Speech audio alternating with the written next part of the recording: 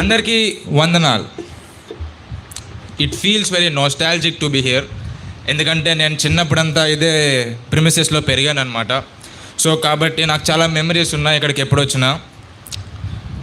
So ఇదే రేమా blessing PR గార్డెన్సే నా first Sunday school church అనమాట. కాబట్టి చిన్నప్పటి నుంచి మీలో ఉన్న చాలామందికి నేను తెలుసు, మీరు నన్ను ఎదగడం చూశారు. ప్లస్ బాబాయ్ కూడా, నాకు బాబాయ్ ఇంకా పిన్ని కూడా నా చిన్నప్పటి నుంచి అఫ్కోర్స్ బాగా తెలుసు. కాబట్టి మీ అందరి ముందు నేను ఇలాగా మెసేజ్ చెప్పడం అనేది నా భాగ్యంగా ఎంచుకుంటున్నాను. మొదటిగా దేవునికి స్తోత్రాలు తెలుపుకుంటూ. సో మా మమ్మీ డాడీ చాలాసార్లు పిఆర్ గార్డెన్స్ గురించి చాలా విశేషాలు చెప్తూ ఉంటారు. ఎందుకంటే మరి మా పిన్నోళ్ళ కన్నా ముందు మరి మా మమ్మీ డాడీ వాళ్ళు ఇక్కడ పరిచయం చేసేటప్పుడు అక్కడ చేసే హౌస్ విజిటింగ్స్ గురించి, ఇక్కడ జరిగే విశేషాల గురించి వాళ్ళు చెప్తూ ఉంటారు. మామూలుగా మేము అందరం కలిసి కూర్చున్నప్పుడు. సో అప్పుడు నేను చాలా ఆనందిస్తూ ఉంటాను. మిమ్మల్ని అందరినీ కూడా ఇలా చూడడం నాకు చాలా ఆనందంగా ఉన్నది. సో నేను స్పిరిచువల్గా ఇంకా ఎమోషనల్గా చాలా కనెక్ట్ అయ్యాను ఈ చర్చ్తో చిన్నప్పటి నుంచి. కానీ మెసేజ్ చెప్పే ముందు మీ అందరికీ ఒకటి చెప్పాలి. ఏంటంటే మీ అందరూ నన్ను ఒక విషయంలో మన్నించాలి. ఏంటంటే నాకు తెలుగు అంత సరిగ్గా రాదు. కాబట్టి నేను అప్పుడప్పుడైనా చిన్న చిన్న తప్పులు చెప్తే మీరు నన్ను క్షమించాలని నేను కోరుకుంటున్నాను. సో ఈ మెసేజ్ గురించి మా బాబాయ్ నాకు ఒక నెల క్రితమే చెప్పారు, ప్రిన్సీ నువ్వు ఎలా మెసేజ్ చెప్పాలని చెప్పి. సో అప్పటి నుంచి నేను ప్రార్థన చేసుకుంటున్నాను, చాలా ఆలోచించాను హోలీ స్పిరిట్ గైడెన్స్ గురించి. సో మీరందరూ కూడా ఆ యొక్క మెసేజ్ విన్నాక రెడీగా ఉండాలని నేను అనుకుంటున్నాను.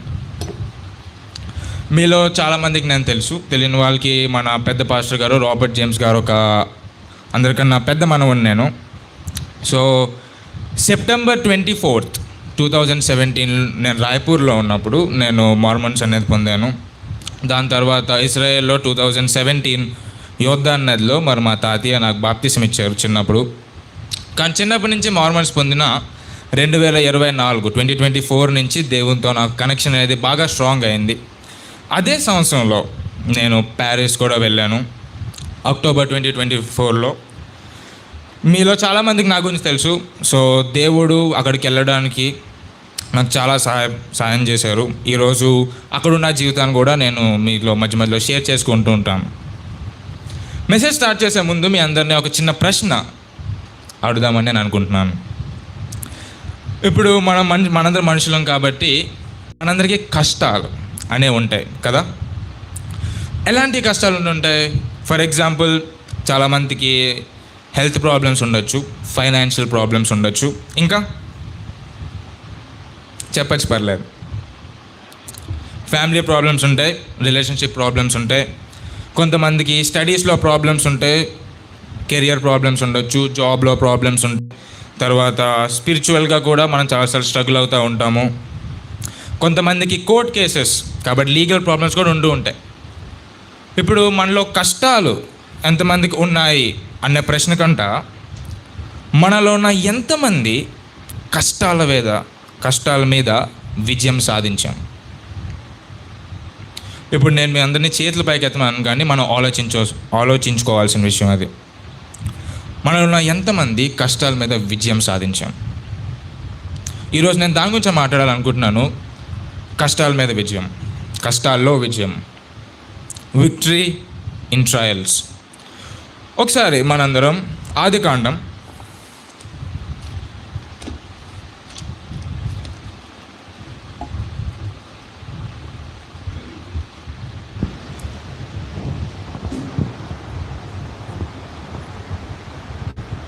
12వ అధ్యాయం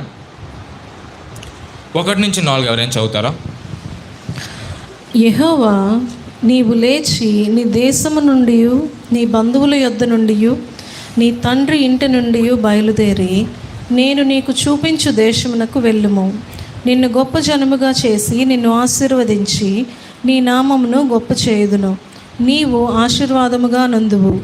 నిన్ను ఆశీర్వదించు వారిని ఆశీర్వదించదును, నిన్ను దూషించు వారిని శపించదును. భూమి యొక్క సమస్త వంశములు నీ యందు ఆశీర్వదింపబడినని అబ్రహాముతో అనగా యెహోవా అతనితో చెప్పిన ప్రకారము అబ్రాము వెళ్ళెను. లోతు అతనితో కూడా వెళ్ళెను. అబ్రాము హారా నుండి బయలుదేరినప్పుడు 75 ఏండ్ల ఈడు గలవాడు.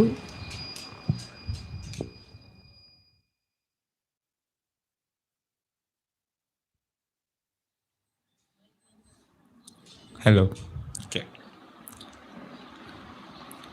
వందనాలమ్మా.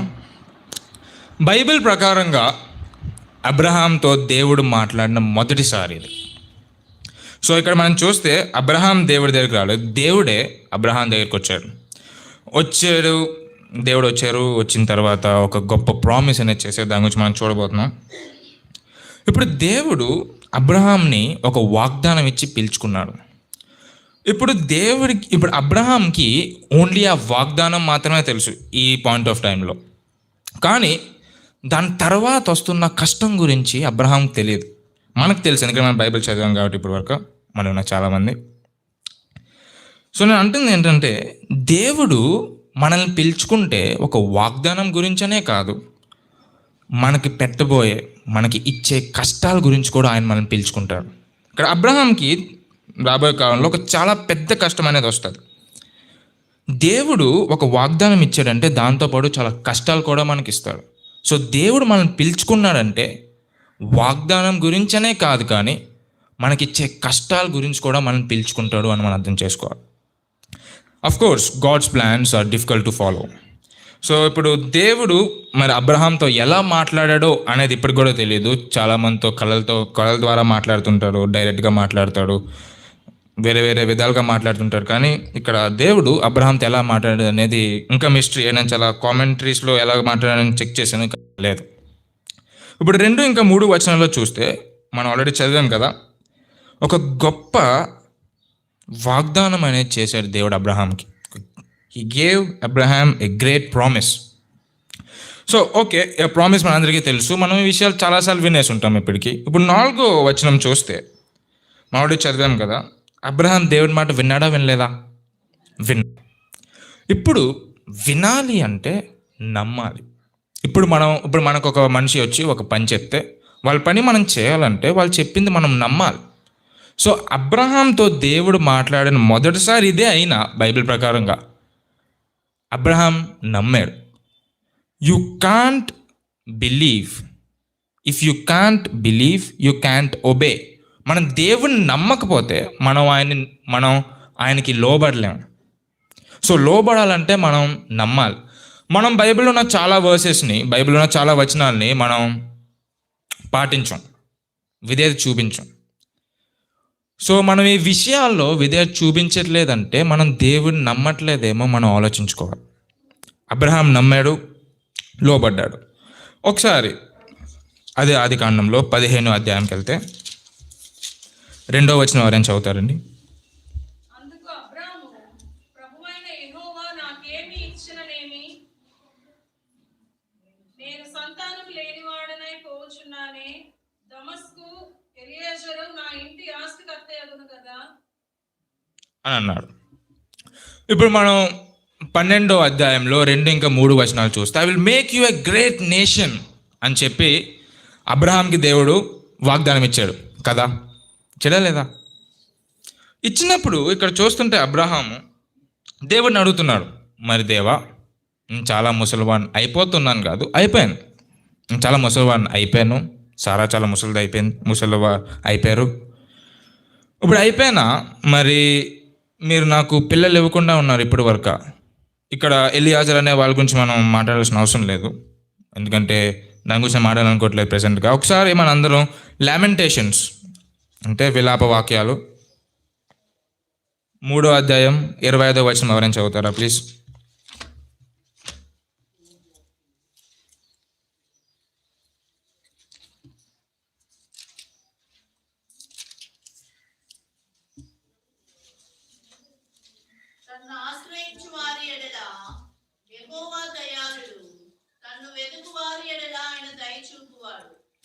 తెలుగులో ఆశ్రయించే వాళ్ళు ఉంది, కానీ ఇంగ్లీష్లో the lord is good to those who wait for him.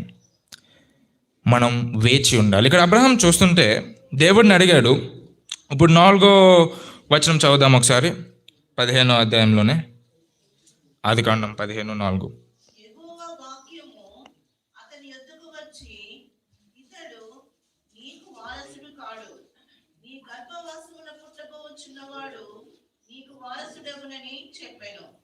Very nice. So మళ్ళీ దేవుడు ఇంకొకసారి ప్రామిస్ చేశాడు అబ్రహాంకి, నేను నీకు నీకే సొంతంగా ఒక సంతానాన్ని నీకు ఇస్తానని చెప్పాడు. సో ఇక్కడ అబ్రహాం ఏం చేస్తున్నాడు, మనం విలాపవాక్యంలో కూడా చదివాం కదా, అబ్రహాం ఏం చేస్తున్నాడు, he is waiting. That's my first point. నేను 4 పాయింట్స్ చెప్దాం అనుకుంటున్నాను. అందులో ఫస్ట్ పాయింట్ వెయిటింగ్. మన కష్టాలు వచ్చినప్పుడు ఏం చేయాలి, వెయిట్ చేయాలి. ఇప్పుడు అబ్రహాంకి వచ్చిన కష్టం ఏంటి, he needs an off spring, he needs a child. మనకు కూడా చాలామందికి ఆరోగ్యం సరిగ్గా ఉండదు, మనకి ఏం కావాలి, ఆరోగ్యం కావాలి. ఫైనాన్షియల్గా ప్రాబ్లం ఉంటుంది, మనకి మనీ కావాలి. అబ్రహాంకి ఏం కావాలి, పిల్లలు కావాలి. What is he doing, is waiting. So the first point is waiting. Abraham wait చేస్తున్నాడు. ఇప్పుడు అదే అధ్యాయంలో 6వ వచనం ఒకసారి చదివితే,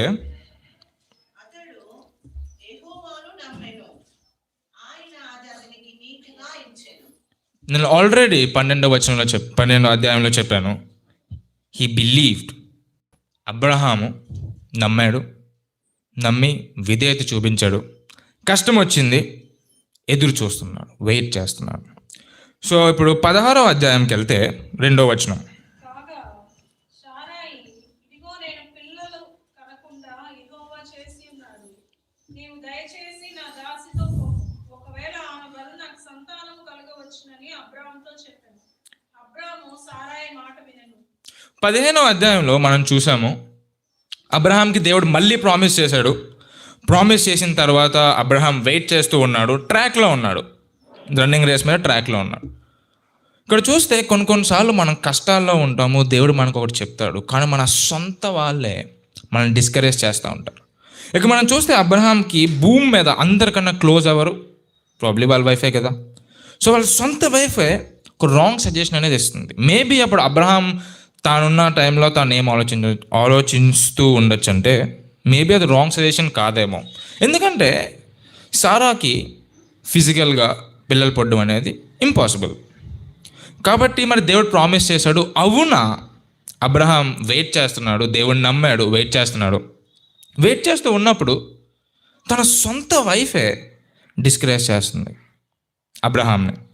సో డిస్కరేజ్ చేస్తూ, మెయిన్లీ మనకి వెయిట్ చేయాలంటే పేషెన్స్ ఉండాలి. తెలుగులో ఏమంటారు పేషెన్స్ని, ఓపిక ఉండాలి. సారాకి ఓపిక పోయింది, అబ్రహాంకి ఇంకా ఓపిక ఉంది. సో ఇంకా సారాకి ఓపిక పోయింది. ఓకే, ఒక రాంగ్ సజెషన్ ఇచ్చింది, అబ్రహాం ఆ రాంగ్ సజెషన్ చేశాడు. హాగర్తో ఉన్న తర్వాత ఇస్మాయిల్ వచ్చాడు. ఈ ఒక్క రాంగ్ సజెషన్ వలన ప్రెజెంట్గా ఉన్న భూమి మీద దాని ఒక ఎఫెక్ట్ ఎంత ఉన్నదో మనం ఆలోచించాలి. నేను మొన్నే స్టాటిస్టిక్స్ చూస్తున్నాను, రిలీజియస్ స్టాటిస్టిక్స్, అంటే భూమి మీద ఎంతమంది క్రైస్తవులు ఉన్నారు ఇవన్నీ చూస్తున్నప్పుడు, భూమి మీద 32% క్రైస్తవులు ఉంటే 28% ముస్లిమ్స్ ఉన్నారు. ఒక్క రాంగ్ సజెషన్ వలన ఇప్పటి వరకు కూడా భూమి మీద ఉన్న చాలామంది సఫర్ అవుతున్నారు టెర్రరిజం వలన, చాలా విషయాల్లో. అబ్రహాం ట్రాక్ మీదే ఉన్నాడు. సారా ఒక చిన్నది కాదు, ఒక తప్పు చేయమని చెప్పింది. ఇప్పుడు యూజువల్లీ రన్నింగ్ రేస్లో ట్రాక్ మీద వెళ్తూ ఒక్కసారైనా సైడ్కి అడుగేస్తే ఎలిమినేట్ చేసేస్తారు. కానీ మన దేవుడు ఎలిమినేట్ చేసేవాడా? No, he has grace on us.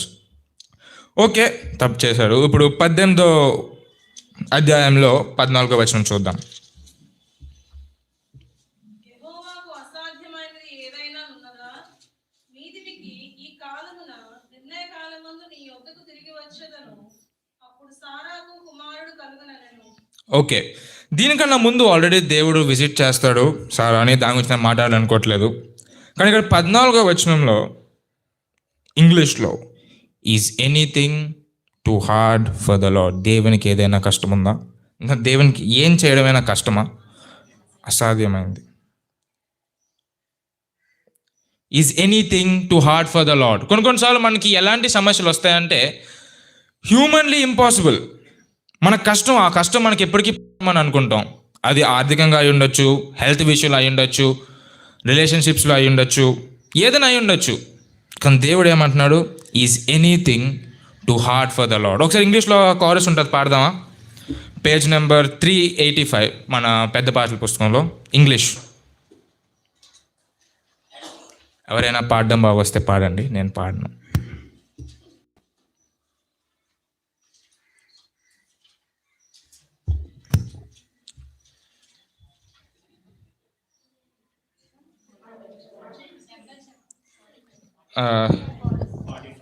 Is anything too hard for the lord అనే కోరస్ 385 పేజ్ నెంబర్.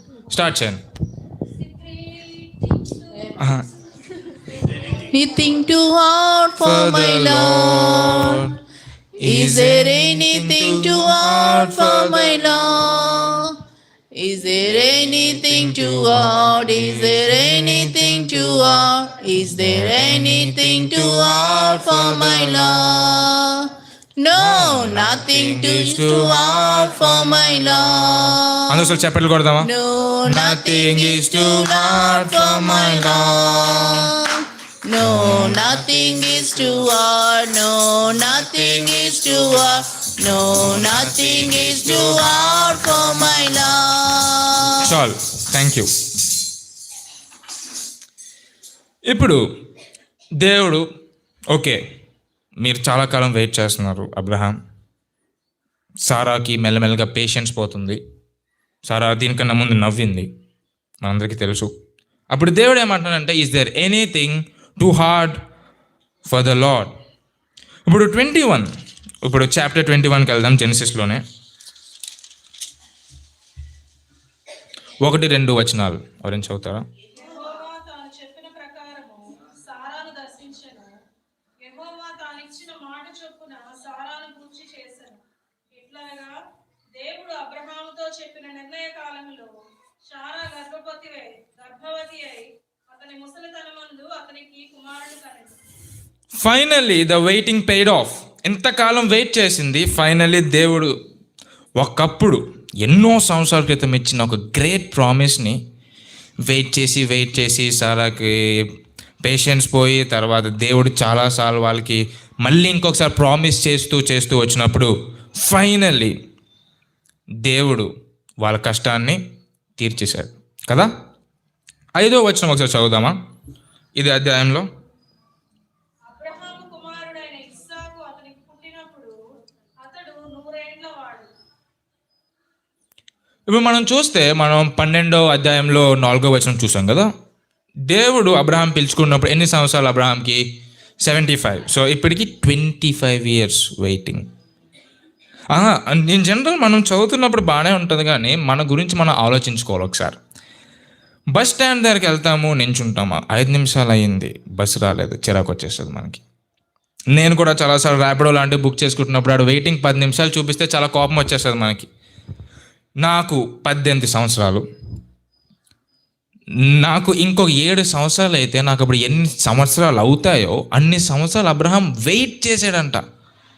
అసలు మనం ఆలోచించాలి ఎంత గొప్ప వెయిటింగో ఇది.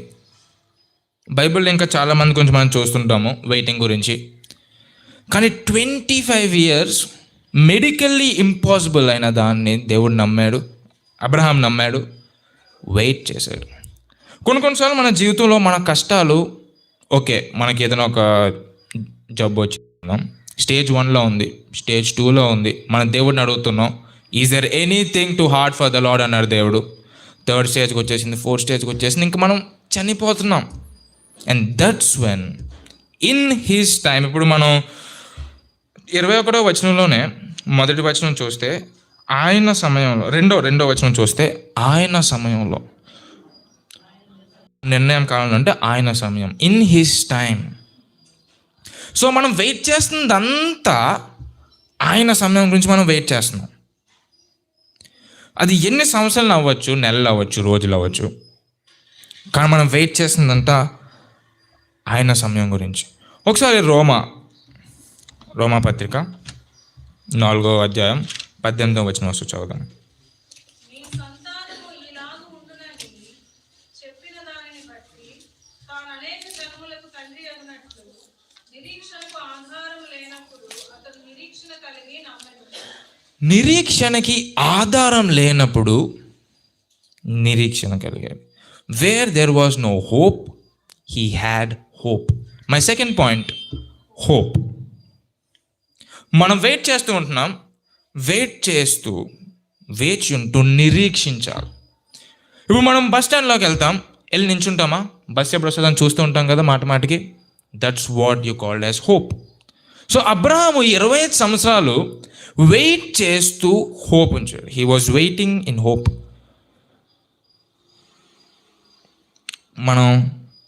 మనకి హోప్ ఉన్నదా?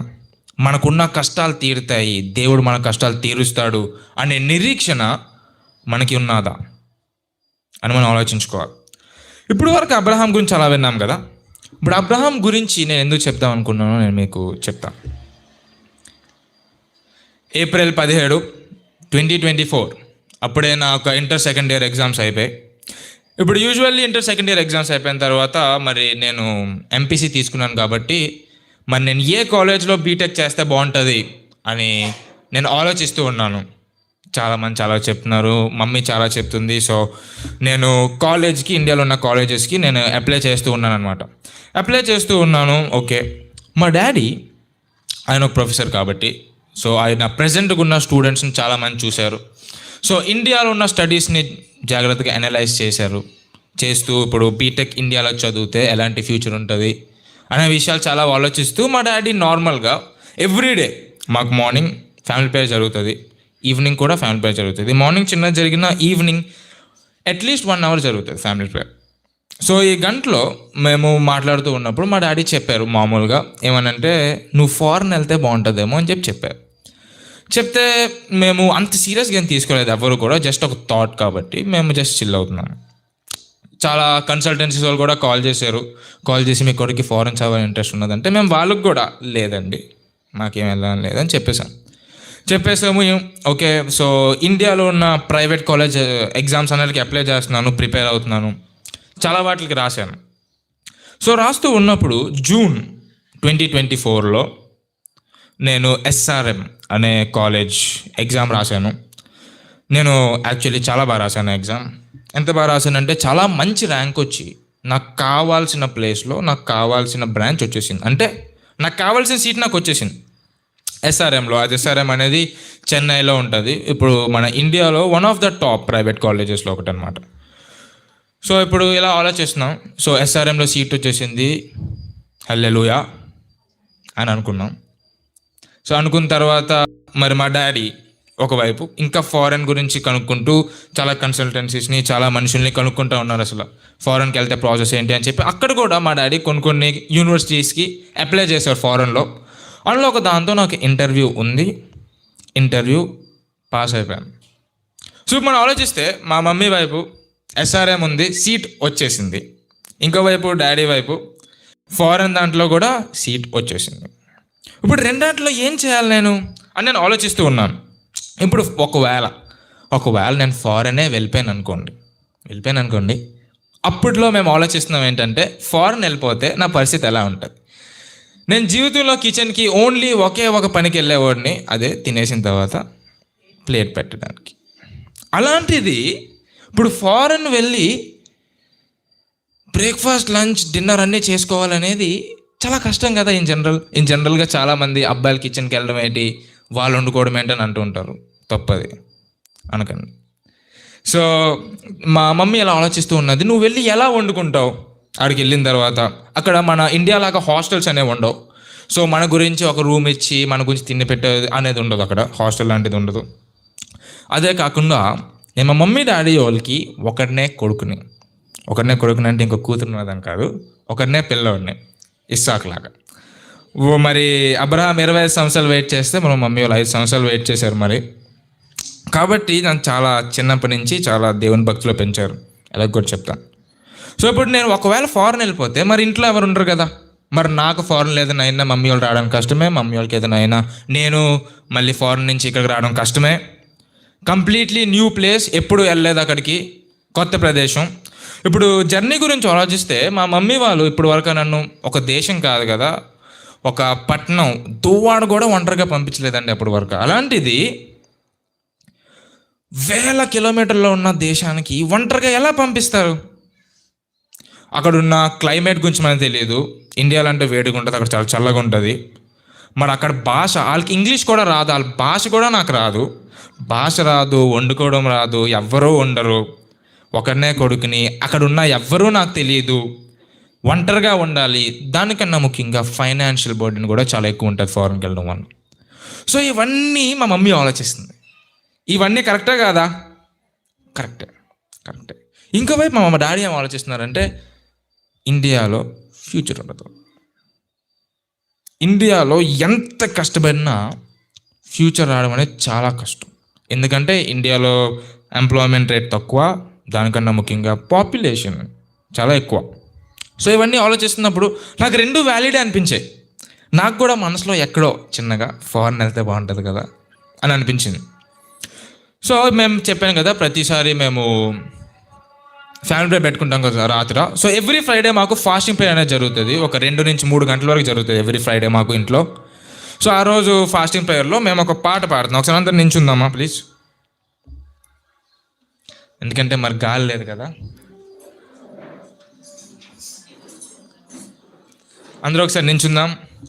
మన పాటల పుస్తకం నుంచి page number 344 all to Jesus అనే పాట ఉంటుంది. దానిలో 4th స్టాండ్సా. ఆ రోజు ఫ్యామిలీ ప్రేయర్లో, ఆ రోజు ఫాస్టింగ్ ప్రేయర్లో ఈ పాట పాడుతున్నాం. అందులో 4th స్టాండ్స్ ఒకసారి పాడదామా? స్టార్ట్ చేయండి. అందరికి వచ్చాను నేను అనుకుంటున్నాను.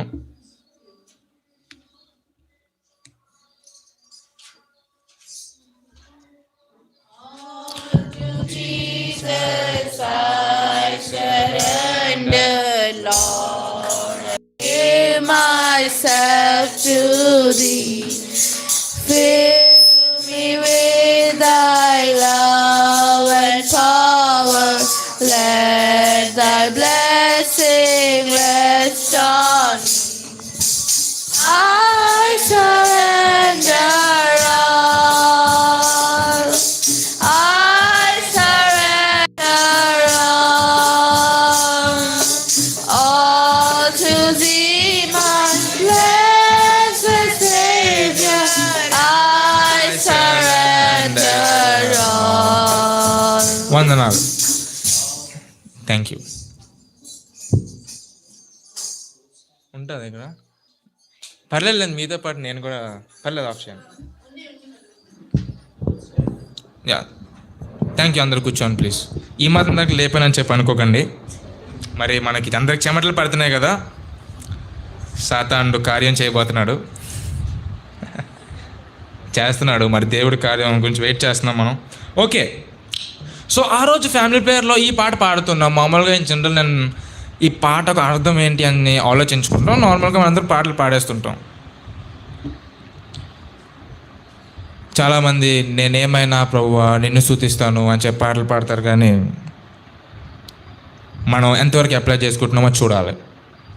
సో నేను ఈ పాట పాడుతున్నప్పుడు 4th స్టాండ్స్లో మీరు ఒకసారి చూస్తే 2nd సెంటెన్స్లో lord I give myself to thee, దేవా నన్ను నేను మీకు ఇచ్చుకుంటున్నాను అనేది నాకు బాగా టచ్ అయిందనమాట ఆ రోజు. అప్పుడు అనుకున్నాను, ఓకే మమ్మీ డాడీ అంటున్నారు, ఓకే మరి పరలోకంలో ఉన్న తండ్రి ఏమంటున్నాడు? నేను అప్పుడు వరకు అంత అంటే మార్మన్స్ పొందిన భక్తిలో అంత దృఢంగా ఆయన లేను అప్పుడు వరకు. తర్వాత అప్పటి వరకు నేను దేవుని చిత్తం గురించి ఎప్పుడు కనుక్కోలేదు. దేవుడే ఏమంటున్నాడు అయితే నేను ఎప్పుడు ఆలోచించలేదు అప్పటి వరకు. కాబట్టి అప్పుడు నాకు 16 సంవత్సరాలు. సో 16 సంవత్సరాలు ఉన్న బాబు మరి దేవుని చిత్తం కనుక్కోవడానికి ట్రై చేస్తున్నాడు. ఇప్పుడు ఇలాగ అయినప్పుడు మరి దేవుని చిత్తం ఎలా కనుక్కోవాలని చెప్పి మన బాబాయ్ అంటే మన పాస్టర్ గారిని కూడా అడిగాను. మన అప్పటికి తాతయ్య చాలా హెల్తీగా ఉండేవారు. సో తాతయ్యని కూడా అడిగాను, మరి తాతయ్య మరి దేవుని చిత్తం ఎలా కనుక్కోవాలి. అదే కాకుండా సీతం దారిలో ప్రేమ అన్న అని చెప్పి ఒక మంచి పాస్టర్ గారు కూడా ఉన్నారు, ఆయన కూడా అడిగాను. సో అందరి నుంచి దేవుని చిత్తం ఎలా కనుక్కోవాలి అని నేను అందరి నుంచి అందరినీ అడుగుతున్నప్పుడు నేను ఇలా ప్రార్థన చేసుకున్నాను. ఎలా ప్రార్థన చేసుకున్నానంటే హార్ట్ఫుల్గా ఏమని ప్రార్థన చేసుకున్నానంటే, యేసయ్య మరి మా మమ్మీ ఎలా అంటుంది అంతా చెప్పాను దేవుడికి అన్నీ తెలుసు, కానీ అన్నీ చెప్పాను మళ్ళీ దేవుడికి. మరి మా మమ్మీ ఇలా అంటున్నారు, మరి మా డాడీ ఇలా అంటున్నారు, మరి మీరేమంటారు? నేను ఒక 7 రోజులు ఈ యొక్క పర్టిక్యులర్ విషయాన్ని చేస్తాను. 7 రోజులు, ఆ వారంలో ఉన్న 7 రోజులు ఈ యొక్క పర్టిక్యులర్ విషయం చేస్తాను యేసయ్య. ఆ 7వ రోజు ప్రతిరోజు నాకు మార్నింగ్ బైబిల్ చదివే అలవాటు ఉంది కాబట్టి ఆ 7 రోజు నేను బైబిల్ చదువుతున్నప్పుడు మీరు నాతో మాట్లాడాలి. మీరేం మాట్లాడతారని చెప్పి నేను ముందే తిప్పేసి చూశాను. ఆ రోజు మీరు నాతో ఏమైతే మాట్లాడతారో ఒక చిన్న హింట్ దొరికినా నేను అదే మీ చిత్తం అని చెప్పి నేను మరి ప్రొసీడ్ అవుతాను యేసయ్య అని చెప్పి చాలా హార్ట్ఫుల్గా ప్రేయర్ చేసుకున్నాను. ఎలా చేసుకున్నానంటే, మీరు ఎస్ఆర్ఎం అంటే ఎస్ఆర్ఎంలో ఉండిపోతాను, ఫారెన్ అంటే ఫారెన్కి వెళ్ళిపోతాను, మీరు ఏయులో చదవమంటే ఏయులో చదువుతాను, మీరు ఏం చెప్తే అదే చేస్తానని నేను పూర్తిగా ఫిక్స్ అయిపోయాను. ఆయన ఏం చెప్తే అదే అని చెప్పి. మనం ప్రార్థన చేస్తున్నప్పుడు కూడా చాలాసార్లు హృదయపూర్వకంగా చేయాలి. సో ఇలా చేశాను. 7 రోజులు అయిపోయి 7వ రోజు సండే అనమాట. సో ఆదివారం రోజు మన అందరం హడావిడి ఉంటుంది కాబట్టి ఇంట్లో. సో ఉదయం లేట్గా లేచాను ఆ రోజు. మరి ఎందుకో లేట్గా లేచాను. మరి మార్నింగ్ బైబిల్ చదవడానికి టైం సరిపోలేదు. యూజువల్లీ అలా ఉండదు, ఎవ్రీడే మార్నింగ్ నేను బైబిల్ చదువుతాను పక్కగా. కానీ ఆ రోజు సరిపోకపోవడం వలన మరి చర్చ్కి వెళ్ళిపోయాను. చర్చ్ నుంచి ఈవినింగ్ రాత్రి అలాగ మా ఇంటికి వెళ్ళాను. ఇంటికి వెళ్ళిన తర్వాత నేను రోజు బైబిల్ చదవలేదు. సో బైబిల్ చదవలేదు, నేను యాక్చువల్లీ మర్చిపోయాను. నాకు ఒక పాయింట్ ఆఫ్ టైంలో గుర్తొచ్చింది, నేను ఈరోజు బైబిల్ చదవలేదే అని చెప్పి. కానీ నాకు కిందకు ఆ రోజు చదవాలని లేదు. ప్రాబ్లీ సాతాను వర్క్లో ఉన్నాడు ఇప్పుడులాగా. సో వర్క్లో ఉన్నప్పుడు మరి నాకు నిజంగా చదవాలని లేదు ఆ రోజు బైబిల్. ఎందుకో కొన్నిసార్లు మనకు కూడా బైబిల్ చదవాలని అనిపించదు. అలాగున్నప్పుడు మా మమ్మీకి డాడీకి ఈ విషయం చెప్పలేదు. మరి నేను దేవుడితో ఇలాగ 7 రోజులు ఇలాగ అనుకున్నాను మరి అని చెప్పిన మమ్మీ డాడీకి ఏం చెప్పలేదు. దేవుని చిత్తం కనుక్కుంటున్నాను విషయం అయితే చెప్పాను, కానీ ఇలాగనేం చెప్పలేదు. ఆ రోజు మా మమ్మీ నన్ను అడిగారు, మరి ప్రిన్సి ఈరోజు నువ్వు బైబిల్ చదివావా అని అడిగారు. మమ్మీకి తెలియదు కదా నేను ఇలా అనుకున్నాను దేవునితో. చదవలేదు మమ్మీ. అరే దేవుడు ఈరోజు నాతో మాట్లాడుతున్నాను కదా అని చెప్పి ఓపెన్ చేసాను డైలీ బ్రెడ్. మనలో నాకు చాలామంది డైలీ బ్రెడ్ చదువుతారు. అందులో రెఫరెన్స్ చూశాను. అందులో మొదటి వచనం, ఈరోజు మనం చదివిన మొదటి వచనం ఒకసారి ఆదికాండం 12వ అధ్యాయం. యెహోవా నీవు లేచి చదవండి. యెహోవా నీవు లేచి నీ దేశము నుండి నీ బంధువుల యొద్ద నుండి నీ తండ్రి ఇంటి నుండి బయలుదేరి నేను నీకు చూపించు దేశమునకు వెళ్ళుము. సో క్లియర్గా మాట్లాడేశారు కదా దేవుడు. క్లియర్గా దేవుని చిత్తం నేను కనుక్కున్నాను. సో ఈ విషయం అనేది నేను ఇప్పటివరకు ఎవరికి చెప్పలేదు మైక్లో, ఈ చిత్తం ఎలా కనుక్కున్నానని చెప్పి. సో చాలామందికి నేను దేవుని చిత్తం కనుక్కున్నానని తెలియదు. సో చాలామంది చాలా మాటలు అన్నారు, చాలా నేను విన్నాను. అదే కాకుండా మరి మా మమ్మీ ఇప్పుడు ఓకే, దేవుడు మరి వెళ్ళమన్నాడు ఇంకో దగ్గరికి, మా డాడీ ఓకే అన్నారు, ఇటుపైపు మా మమ్మీ ఉన్నారు. సో ఇప్పుడు ఇన్ జనరల్ కూడా మా మమ్మీని ఏ విషయంలో కన్విన్స్ చేయడం అన్నా కూడా చాలా కష్టమైన పని, అది చాలా టైం పడుతుంది. మరి మా మమ్మీని కూడా మెల్లమెల్లగా కన్విన్స్ చేయడానికి నాకు ఇప్పుడు కూడా గుర్తుంది, చాలా స్లీప్లెస్ నైట్స్. రాత్రంతా మా మమ్మీ కూర్చోబెట్టి నేను మా డాడీ నెక్స్ట్ రోజు కాలేజ్కి వెళ్ళాలి, అవునా కూడా కూర్చోబెట్టి మరి మా మమ్మీకి అర్థం చేయించడానికి చాలా చాలా కాలం పట్టింది. ఒక 2 నెలలు ఓన్లీ మా మమ్మీని ఒప్పించడానికే పట్టింది. ఒప్పిస్తున్నప్పుడు కూడా చాలామంది బయట వాళ్ళందరూ కూడా, బయట వాళ్ళని కాదు, మా బంధువులు తర్వాత చర్చ్ వాళ్ళు వీళ్ళందరూ కూడా మరి వెళ్ళడం ఎందుకు అని చెప్పి చాలా అన్నారు. అంటూ కూడా ఇక్కడ కూడా సేమ్ టు సేమ్ అబ్రహాం విషయంలో కూడా ఆలోచిస్తే, అబ్రహాం వెయిట్ చేస్తున్నాడు, నేను వెయిట్ చేశాను 7 days అని. అబ్రహాం అన్ని సంవత్సరాలు చేయకపోయినా కూడా నేను వెయిట్ చేశాను. దేంతో? నిరీక్షణతో వెయిట్ చేశాను. 7వ రోజు దేవుడు నాతో మాట్లాడతాడు అని చెప్పి నిరీక్షించాను. మరి వెయిట్ చేశాను, దేవుడు నాకు ఆన్సర్ చేశాడు. ఆన్సర్ చేసినా కూడా సారా సొంత వాళ్ళు ఎలాగైతే ఇంపేషెంట్గా ఉన్నారో అదేవిధంగా మా మమ్మీ కూడా, సొంత మమ్మీ అయినా కూడా మరి టైం పట్టింది దేవుని చిత్తం తెలుసుకోవడం గురించి అని చెప్పి సారా అలాగే. కానీ దేవుడు తన కార్యం జరిపించాడు. ఎంతలా కార్యం జరిపించాడంటే, యూజువల్లీ మీలో చాలామంది తెలుసు కదా, అమెరికా వీసాకి చాలామంది రిజెక్ట్ అయిపోతూ ఉంటారు, గంటలు ఇంటర్వ్యూ అవుతుంది. నాకు ఫ్రాన్స్కి వెళ్ళడానికి క్యాంపస్ ఫ్రాన్స్ అనే ఒక ఇంటర్వ్యూ ఉంటుంది, గవర్నమెంట్ వాళ్ళు వచ్చి డైరెక్ట్గా చేస్తారు, డైరెక్ట్గా అంటే ఆన్లైన్లో. ఆ ఇంటర్వ్యూ గురించి అని చెప్పి నేను చాలామంది ఫ్రెండ్స్ని అడిగాను. అంటే ఇండియా నుంచే మరి ఫ్రాన్స్ నుంచి వెళ్తున్నా కొంతమంది ఫ్రెండ్స్ నాకు పరిచయం అయ్యారు నేను డెసిజన్ తీసుకున్నప్పుడు. సో వాళ్ళు ఏమి చెప్పారంటే, మరి చాలా కష్టంగా ఉంటుంది, ఒక 40-50 నిమిషాలు జరుగుతుంది మరి ఇంటర్వ్యూ, చాలా కఠినమైన అడుగుతూ ఉంటారు, ఇంగ్లీష్ బాగా మాట్లాడని చెప్పి చాలా చాలా విషయాలు చెప్తూ ఉన్నారు నాకు. అవును, నేను చాలా భయపడుతూ ప్రిపేర్ అయ్యాను. నమ్ముతారో లేదో ఆ రోజు నా ఇంటర్వ్యూ 46 సెకండ్లో అయిపోయింది. హల్లెలూయా. ఇన్ జనరల్ గవర్నమెంట్ ఇప్పుడు నేను కవడం నేను తెలియని వాడిని ఓకే నువ్వు మా కంట్రీకి వచ్చా అనడానికి 40 సెకండ్లు అనేది ఇన్ జనరల్ ఇంపాసిబుల్. అలాంటిది దేవుని చిత్తం ఎవరు వద్దంటున్నా దేవుడు చూసి ఫాలో అవ్వడం వలన ఆయన పట్ల ఒబీడియన్స్ చూపించడం వలన దేవుడు మన పట్ల కార్యాలు చేస్తాడు. ఇక్కడ నాకు ఒక కష్టం వచ్చింది, ఏం చేయాలనేది తెలియకపోవడం అనేది. I weighted, I hoped, God answered. So మనకు కూడా ఉన్న కష్టాల్లో మనం వేచి ఉండాలి, నిరీక్షిస్తూ వేచి ఉండాలి. సో ఫైనల్లీ మరి ఈ ప్రాసెస్ అంతా అవడంలో మా డాడీ చాలా చాలా హెల్ప్ చేశారు. నిజం చెప్పాలంటే మా డాడీ ఫిజికల్ ప్రాసెస్ ఏం చేయకపోతే ప్రాబ్లం వెళ్తుంది కాదేమో. చాలా చాలా కష్టమైన ప్రాసెస్ అనేది ఫారెన్కి వెళ్ళడం అనేది. సో అన్నట్లో మరి మా డాడీ నాకు చాలా సపోర్ట్ చేస్తూ మొత్తం ప్రాసెస్ అంతా చేయించారు. తర్వాత అక్టోబర్ 2024 దేవుడు నన్ను ప్యారిస్ తీసుకెళ్ళాడు. హల్లెలూయా. సో ఇప్పుడు వరకు మనం అబ్రహాం గురించి నేర్చుకున్నాం. 2 విషయాలు ఏంటవి? Wait, hope. తెలుగులో ఎదురు చూడడం, నిరీక్షించడం. సో ఇప్పుడు దేవుడు ఓకే నన్ను ఇంకో దేశం వెళ్ళమన్నాడు, మరి ఎక్కడికి వెళ్ళమన్నాడు అనేది నాకు ఎలా తెలిసింది అనేది ఒకసారి మన అందరం అపోస్తుల కార్యాలు 16వ అధ్యాయం 1 నుంచి 5 వచనాలు చదవద్దు, ఒకసారి అపోస్తుల కార్యాలు 16వ అధ్యాయం తీసి ఉంచుతాం ప్లీజ్. ఇక మనం చూస్తుంటే పౌలు తాను ఒక 2వ మిషనరీ జర్నీలో ఉన్నాడు. ఫస్ట్ మిషనరీ జర్నీ అయిపోయింది. దెర్బే మరియు లిస్త్రా అనే ప్లేస్కి వచ్చాడు పౌలు. వచ్చిన తర్వాత తిమోతిని మొదటిసారి కలుసుకొని తనకు సున్నతి చేయించి 2వ మిషనరీ జర్నీ స్టార్ట్ చేస్తున్నాడు. ఎవరు? అపోస్తలుడైన పౌలు. సో పౌలు స్టార్ట్ చేసిన తర్వాత మరి పౌలు ఒక టీం మనం ఆలోచిస్తే, అంటే 2వ మిషనరీ జర్నీకి ఇక్కడ స్టార్టింగ్లో ఎవరెవరు ఉన్నారంటే పౌలు, శీల, తిమోతి, వీళ్ళ ముగ్గురు కలిపి వెళ్తున్నారనమాట. సో వెళ్తున్నప్పుడు వీళ్ళందరూ ఏం చేస్తున్నారంటే చర్చిని బలపరుస్తూ, ప్రతి ఒక్కరికి ఉన్న విశ్వాసాన్ని పెంచుతూ, అక్కడ చర్చ్కి వస్తున్న మనుషులందరూ నెంబర్ కూడా ఇంక్రీజ్ చేస్తూ మంచి పరిచర్య చేస్తున్నారు ఇప్పటి వరకు. 5వ వచనం వరకు చూస్తే. సో 6వ వచనం నుంచి 10వ వచనం ఎవరైనా చదువుతారా ప్లీజ్? ఆసియాలో వాక్యము చెప్పకూడదని పరిశుద్ధాత్మ వారిని ఆటంకపరిచినందున వారు ఫ్రుగియా, గలతీయుల ప్రదేశముల ద్వారా వెళ్ళిరి.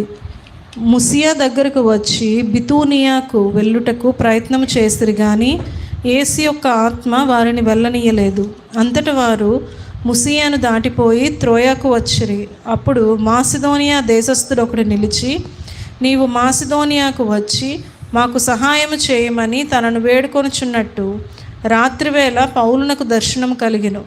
అతనికి ఆ దర్శనము కలిగినప్పుడు వారికి సువార్త ప్రకటించుటకు దేవుడు మమ్మను పిలిచి ఉన్నాడని మేము నిశ్చయించుకొని వెంటనే మాసిదోనియాకు బయలుదేరుటకు యత్నము చేసితిమి. వందనాలు. సో ఇక్కడ మనం చూస్తుంటే పౌలు ఫిగేరియా మరియు గలేషియా అనే ప్రదేశాల గుండా వెళ్తూ మరి ఆసియాకు వెళ్ళడానికి పరిశుద్ధాత్మ ఆపేసిన తర్వాత మరి మయేసియా అనే ప్రదేశానికి వెళ్ళారు, బిత్నియా దగ్గరికి వెళ్ళడానికి ట్రై చేశారు. ఎక్కడికి వెళ్తున్నా పరిశుద్ధాత్మ వాళ్ళని వెళ్ళొద్దని చెప్తున్నాడు. దాని తర్వాత త్రోవాస్ అనే ప్లేస్కి వచ్చిన తర్వాత మరి మాసిదోనియాకి వెళ్ళమని ఒక దర్శనం వచ్చింది. మరి మా దగ్గరికి వచ్చి హెల్ప్ చేయండి, హెల్పర్స్ అని చెప్పి ఒక అతను మరి పౌలుకి వచ్చిన దర్శనంలో మాట్లాడడం వలన 10వ వచనంలో వాళ్ళు లోబడి ఐరోపా ఖండానికి వెళ్ళారు. సో 10వ వచనంలో మనం చూస్తే లూకా కూడా జాయిన్ అవుతాడు ఈ యొక్క మిషనరీ జర్నీలో. సో ఇందులో నుంచి మనం ఏం నేర్చుకోవచ్చు? యూజువల్లీ ఇది చదవడానికి జస్ట్ నార్మల్గా ఎక్కడికి వెళ్ళారనేది ఉన్నది. యూజువల్లీ మనం దీని నుంచి పెద్ద ఇంకేం ఉండదని అనుకున్నాను నేను కూడా స్టార్టింగ్లో. కానీ జాగ్రత్తగా ఆలోచిస్తే కొన్నిసార్లు మనం ఇక్కడ పౌలు వాళ్ళు కూడా కొన్ని ప్రదేశాలకు వెళ్దాం అనుకున్నారు, వెళ్ళారు. కానీ ఏమైంది? పరిశుద్ధాత్మ వద్దు అన్నది. కొన్నిసార్లు దేవుడు మనం తీసుకున్న డెసిషన్స్కి నో అని అంటుంటాడు. Sometimes God says no to a good plan because he has a better one. దేవుడు ఒక విషయంలో నో చెప్పాడంటే మనకి దేవుడికి దానికన్నా ఒక బెటర్ ప్లాన్ ఉన్నదని. దేవుడు ఎస్ఆర్ఎంకి వద్దు అని చెప్పాడంటే God has a better plan. So మనకు వద్దు అని మాత్రాన అయ్యో నా జీవితం అయిపోయింది. చాలామంది చాలా సీట్ల గురించి అని కష్టపడుతూ ఉంటారు చదువుతూ, ఒక జాబ్ గురించి అని కష్టపడుతూ ఉంటారు. చాలా విషయాల్లో మనం కష్టపడుతూ ఉంటాం. కానీ దేవుడు కొన్నిసార్లు దానికి వద్దు అంటాడు. అదేంటి మరి ఎంతకాలం నేను కష్టపడ్డాను కదా అదే దాని గురించి. God has a better plan అని మనం అర్థం చేసుకోవాలి. సో ఇక్కడ ఒకసారి సామెతల గ్రంథం 16వ అధ్యాయం 9వ వచనం వారేం చదువుతారా? సామెతలు 16:9. ఒకడు తాను చేయబోవునది హృదయములో యోచించుకొనును, యెహోవా వాని నడతను స్థిరపరచును. కొన్నిసార్లు మనం ఏం అనుకుంటున్నా, ఏం చేద్దాం అనుకుంటున్నా, ఇక్కడ చూస్తుంటే పౌలు వీళ్ళందరూ, పౌలు వాళ్ళ క్రూ అంతా ఒకటి చేద్దామని ఫిక్స్ అయ్యారు. ఓకే, మనం ఇక్కడికి వెళ్దాము, మరి ఒక ప్రదేశాలకు వెళ్దాము అనుకున్నారు. కానీ డిసైడ్ చేసేది ఎవరు? దేవుడు. సో కాబట్టి ఈ విషయం అనేది మనం జాగ్రత్తగా మైండ్లో పెట్టుకోవాలి. ఓకే, ఇప్పుడు 9వ వచనం ఇంకొకసారి మళ్ళీ చదువుదామా ప్లీజ్? ఒకడు తాను చేయబోవునది హృదయములో యోచించుకొనును, యెహోవా వాని నడతను స్థిరపరచును. అపోస్తలుల కార్యాలు 16వ అధ్యాయం 9వ వచనం ప్లీజ్. అప్పుడు మాసిదోనియా దేశస్థుడు ఒకడు నిలిచి, నీవు మాసిదోనియాకు వచ్చి మాకు సహాయము చేయమని తనను వేడుకొనుచున్నట్టు రాత్రివేళ పౌలునకు దర్శనము కలిగెను. వందనాలు. సో ఇలాగా నేను నార్మల్గా ఈ అధ్యాయం మామూలుగా చదువుతున్నప్పుడు నేను మా మమ్మీని అడిగాను, మమ్మీ మాసిదోనియా ఎక్కడ ఉన్నది మమ్మీ అని అడిగితే ఐరోపా ఖండంలో ఉంది. And that's when it clicked me, God wants me to go to Europe. So అప్పుడు నేను ఫిక్స్ అయ్యాను, ఓకే. అప్పటికే నేను ఫ్రాన్స్ గురించి అని చెప్పి ట్రయల్స్ చేస్తూ ఉన్నాను, జర్మనీయా ఫ్రాన్సా అని. So that's when it clicked me, God wants me to go to Europe. So ఇప్పుడు 10వ అధ్యాయంలో చూస్తే ఒకసారి మళ్ళీ చదువుదాం. 10వ అధ్యాయం 10వ వచనం. సారీ. అతనికి ఆ దర్శనము కలిగినప్పుడు వారికి సువార్త ప్రకటించుటకు దేవుడు మమ్మను పిలిచి ఉన్నాడని మేము నిశ్చయించుకొని వెంటనే మాసిదోనియాకు బయలుదేరుటకు యత్నము చేసితిమి. వెంటనే, అది మనం నేర్చుకోవాల్సిన పాయింట్. వెంటనే, ఇమ్మీడియట్ ఒబీడియన్స్. మనం అక్కడ చూస్తే అబ్రహాం గురించి ఆలోచిస్తుంటే అబ్రహాంకి అప్పుడు కష్టం లేదు, జస్ట్ దేవుడు పిలుచుకున్నాడు అంతే. అబ్రహాం కూడా దేవుడు పిలుచుకున్నాడు బయటికి వెళ్ళిపో అని చెప్పి. అబ్రహాంకి అప్పటికి ఇంకా కష్టం లేదు, అవును అబ్రహాము లోబడ్డాడు. పౌలు గురించి కూడా చూస్తే ఇక్కడ కూడా దేవుడు పౌలుని పిలుచుకున్నాడు, అప్పటికి ఇంకా కష్టం లేదు. పౌలుకి కూడా కష్టం రాబోతుంది, అప్పటికి ఇంకా కష్టం లేదు, అవునా లోబడ్డాడు. ఇప్పుడు కష్టాలు ఉన్నా లేకపోయినా దేవుణ్ణి లోబడడం అనేది మన జీవితంలో చాలా చాలా ముఖ్యం. లోబడాలంటే నమ్మాలి. సో అబ్రహాం ఇంకా పౌలులో ఇద్దరు దేవునికి లోబడ్డారు. Both obeyed God. ఇప్పుడు మనం ఆలోచించుకోవాలి, are we will obey God immediately? దేవుని మాట మనం వెంటనే వినడానికి సిద్ధంగా ఉన్నామా? పౌలు వెంటనే సిద్ధమైపోయాడు, వెళ్ళిపోయాడు. ఇప్పుడు మధ్యలో కొన్ని వర్సెస్ స్కిప్ చేస్తే 16వ వచనం నుంచి 19వ వచనం వరకు చదువుదామా? మేము ప్రార్థనా స్థలమునకు వెళ్ళుచుండగా పూతోను అను దయ్యమ పట్టినదై సోది చెప్పుడు చేత తన యజమానులకు బహు లాభము సంపాదించుచున్న ఒక చిన్నది మాకు ఎదురుగా వచ్చెను. ఆమె పౌలును మమ్మును వెంబడించి, ఈ మనుష్యులు సర్వోన్నతుడైన దేవుని దాసులు, వీరు మీకు రక్షణ మార్గము ప్రచురించి వారై ఉన్నారని కేకలు వేసి చెప్పాను. ఆమె ఈలాగు అనేక దినములు చేయుచుండెను గనుక పౌలు వ్యాకులపడి దాని వైపు తిరిగి, నీవు ఈమెను వదిలిపొమ్మని యేసుక్రీస్తు నామమున ఆజ్ఞాపించుచున్నానని ఆ దయ్యముతో చెప్పెను. వెంటనే అది ఆమెను వదిలిపోయెను. వందనాలు. సో ఇది ఒక స్టోరీ విధంగా చెప్పుకుంటే, ఒక పని అమ్మాయి ఉంది. సో ఈ పని అమ్మాయి వాళ్ళ ఓనర్స్ ఏం చేస్తున్నారంటే, ఈ యొక్క పని అమ్మాయికి సోది చెప్పే ఒక ఆశీర్వాదం అంటారా దీన్ని? కాదు, సోది చెప్పే ఒక స్కిల్ అనేది సాతానుడు ఇచ్చాడు. ఇచ్చినప్పుడు సోది చెప్తూ ఉన్నది అన్నీ నిజాలే చెప్తుంది కాబట్టి దాని ద్వారా ఆ అమ్మాయి యొక్క ఓనర్స్ అనేవాళ్ళు మంచి డబ్బులు సంపాదిస్తూ ఉన్నారు. సో మరి ఎప్పుడైతే పౌలు, శీలా, తిమోతి, లూక్ వీళ్ళందరూ వచ్చారో మరి ఫిలిప్పి అనే ప్రదేశానికి వచ్చినప్పుడు, ఈ యొక్క దురాత్మ కలిగిన యొక్క చిన్న పాప ఏమని మాట్లాడుతుందంటే, మనం చదివాం కదా, servants of the most high God అని చెప్తుంది. వీళ్ళ వల్లనే మీకు రక్షణ వస్తుందని కూడా చెప్తుంది. తను చెప్తుంది ఏమైనా తప్ప, అబద్ధమా? కాదు. కాదు. కానీ పౌలు చాలా కాలం చూశాడు, అమ్మాయి వీళ్ళు చుట్టూరు తిరుగుతూ అలా చెప్తా ఉంది, చిరాకు తెప్పిస్తూ ఉన్నది. పౌలు బాధపడ్డాడు ఆ అమ్మాయిని చూసి. కొంతకాలం అయిన తర్వాత, కొంతసేపు అయిన తర్వాత మరి పౌలు మరి ఆ ఒక అమ్మాయి దగ్గర ఉన్న ఆ ఒక ఈవిల్ స్పిరిట్ని వెళ్ళిపోమని చెప్పినప్పుడు వెంటనే కొంతసేపు అయిన తర్వాత గంట లోపలే పోయింది. ఇది స్టోరీ కదా. ఇలా జరిగిన తర్వాత ఏమైందో మనం 20 నుంచి 24 వచనాలు ఒకసారి చదువుదాం. అంతటా న్యాయాధిపతుల యొద్దకు వారిని తీసుకొని వచ్చి, ఈ మనుష్యులు యూదులై ఉండి రోమియులమైన మనము అంగీకరించుటకైనను చేయుటకైనను కూడని ఆచారములు ప్రచురించుచు మన పట్టణము గలిబిలి చేయుచున్నారని చెప్పిరి. అప్పుడు జనసమూహము వారి మీదికి దొమ్మిగా వచ్చెను. న్యాయాధిపతులను వారి వస్త్రములు లాగివేసి వారిని బెత్తములతో కొట్టవలనని ఆజ్ఞాపించిరి. వారు చాలా దెబ్బలు కొట్టి వారిని చెరసాలలో వేసి భద్రముగా కనిపెట్టవలనని చెరసాల నాయకునికి ఆజ్ఞాపించిరి. అతడు అట్టి ఆజ్ఞను పొంది వారిని లోపలి చెరసాలలోనికి త్రోసి వారి కాళ్ళకు బొండ వేసి బిగించెను. వందనాలు. సో ఇదంతా ఎందుకు చదివిస్తున్నాను అనేది నెక్స్ట్ 2 వచనాల్లో తెలుస్తుంది, మీరు చూసేకండి అప్పుడే. ఓకే, సో ఇప్పుడు ఇక్కడ చూస్తుంటే వీళ్ళు మరి పౌలు మరి బయటికి పొమ్మన్నాడు కదా ఒక ఈవిల్ స్పిరిట్ని. పొమ్మన్నప్పుడు పోయిన తర్వాత కోపం వచ్చింది. ఎవరికి? ఆ అమ్మాయిని కొనుక్కున్న ఒక ఓనర్స్కి కోపం వచ్చేసింది. కోపం వచ్చేసి పట్టుకెళ్ళిపోయారు కోర్టుకి. మన భాషలో చెప్పుకుంటే కోర్టుకి పట్టుకెళ్ళిపోయి ఫాల్స్ అక్యూజేషన్స్, నిందలు వేయడం మొదలెట్టారు వీళ్ళ మీద. వేస్తే ఏం చేశారంట, అక్కడ ఉన్న మనుషులందరూ వీళ్ళని అటాక్ చేశారంట. అటాక్ చేసి కొడేశారంట. ఇప్పుడు మనం రోడ్డు మీద నడుస్తూ ఉన్నాం, 10 మంది సడన్గా మన మీద వచ్చి కొడేస్తే ఏం చేస్తాం మనం? ఏం చేయలేం. పౌలు వీళ్ళందరి మీద కూడా బోల్డ్ మంది వచ్చి కొట్టేసి, అప్పుడు వీళ్ళిద్దరిని మెయిన్గా పౌలు ఇంకా శీలని మరి చెరసాల్లో వేస్తారు. ఇదంతా ఎందుకు? దేవుని పరిచర్య చేస్తున్నందుక. ఇప్పుడు దేవుడి పరిచర్య అనేది ఈజీ అని అనుకోవడం ఫూలిష్ థింగ్.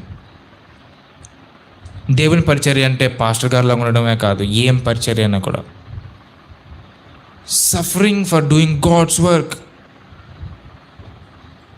దేవుని పని గురించి సఫరింగ్ అనేది చాలా కామన్. సో ఇప్పుడు మనం చూస్తే ప్రతి ఒక్కరు వీళ్ళకి అగెనెస్ట్గా తిరిగిపోయారు. అక్కడున్న అందరికీ వీళ్ళంటే నచ్చరు ఇప్పుడు. ఎందుకంటే మరి ఇప్పుడు సోచ్ చెప్పేది, నెక్స్ట్ ఏం జరుగుతుందో చెప్పేది డబ్బులు ఇచ్చేవాళ్ళు. ఇప్పుడు సోచ్ చెప్పేవాళ్ళు ఎవరు ఉన్నారా? లేరు. ఆ ఒక అమ్మాయి వాళ్ళ ఓనర్స్ హ్యాపీగా ఉన్నారా? మరి వాళ్ళకి ఆదాయం రాదు, ఎక్స్ట్రా ఆదాయం, మరి అది కూడా పోయింది. సో అందరూ అగెనెస్ట్ అయిపోయారు అనమాట. పౌలు శీలలకి అగెనెస్ట్ అయిపోయి మరి చెరసాల్లో వేస్తారు. When everyone turns against you, God will be with you. మన కష్టాల్లో మనల్ని అందరూ వదిలేసిన దేవుడు మనతో ఉంటాడు. హల్లెలూయా. ఓకే, మనందరికీ తెలిసి ఒక స్టోరీ. పౌలు శీలలు మరి ప్రిజన్లో ఉన్నారు. మరి దేవుడు వాళ్ళని విడిపించాడా? ఓకే, విడిపించాడు. ఇప్పుడు ఎలా విడిపించాడన్న దానికంట ఏం చేస్తే విడిపించాడన్న దాని గురించి మనం మాట్లాడుకోబోతున్నాం. ఓకే, ఇప్పుడు పౌలు శీలలు ఇప్పుడు కష్టాలు లేవు అంటే ఈ యొక్క దాంట్లో కష్టం వచ్చింది. కష్టం ఏంటి? జైలుకి వెళ్ళిపోయారు. సో జైలుకి వెళ్ళిపోయిన తర్వాత వాళ్ళు ఏం చేస్తే దేవుడు వాళ్ళని ఫ్రీ చేసాడు అనేది మనం చదువుతాం. ఒకసారి 25వ వచనం ఎవరైనా గట్టిగా చదువుతారా ప్లీజ్? అయితే మధ్యరాత్రి వేళ పౌలును శీలయు దేవునికి ప్రార్థించుచు కీర్తనలు పాడుచూ నుండిరి. ఖైదీలు వినుచుండిరి. అప్పుడు అకస్మాత్తుగా చాలమ్మా, థ్యాంక్ యూ. సో 25వ వచనంలో ఇప్పుడు చూస్తే అర్ధరాత్రి, అందరు నా వైపు చూడండి, అర్ధరాత్రి మరి జైల్లో ఉన్నారు వీళ్ళు, బందీలు వేసేసి ఉన్నారు, చైన్స్ కట్టేసి ఉన్నారు. వాళ్ళు ఏం చేస్తున్నారంట? ప్రేయింగ్ అండ్ ప్రైజింగ్, ప్రార్థన చేస్తూ స్తుతిస్తూ ఉన్నారంట. ఒకసారి ఫిలిప్పీలు రాసిన పత్రిక 4వ అధ్యాయం 6 నుంచి 7 వచనాలు.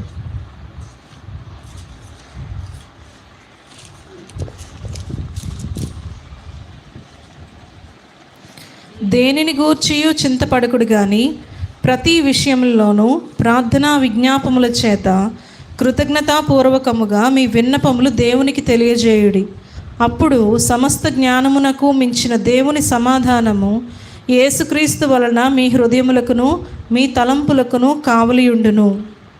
పౌలు శీలలు ఎగ్జాక్ట్లీ ఇదే చేశారు. దేని విషయంలోని గాబరా పడకండి, ఏ విషయంలోని భయపడకండి, ప్రతి విషయంలో ప్రార్థన చేస్తూ స్తుతించాలి దేవుడిని. That's exactly what they did.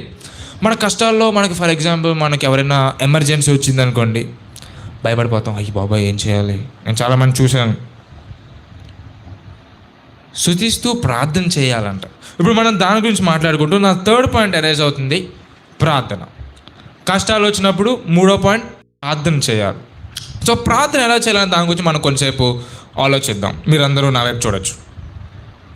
ప్రార్థన విషయంలో always quality greater than quantity. ఇప్పుడు వరకు నేను జీవితంలో ఎప్పుడు 20 నిమిషాలు దాటి ఎప్పుడు ప్రేయర్ చేయలేదు నేను.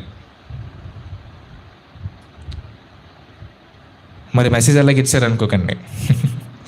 ఎందుకంటే చాలామంది అనుకుంటారంటే గంటలు గంటలు ప్రార్థన చేస్తే దేవుడు మన మాట వింటాడు.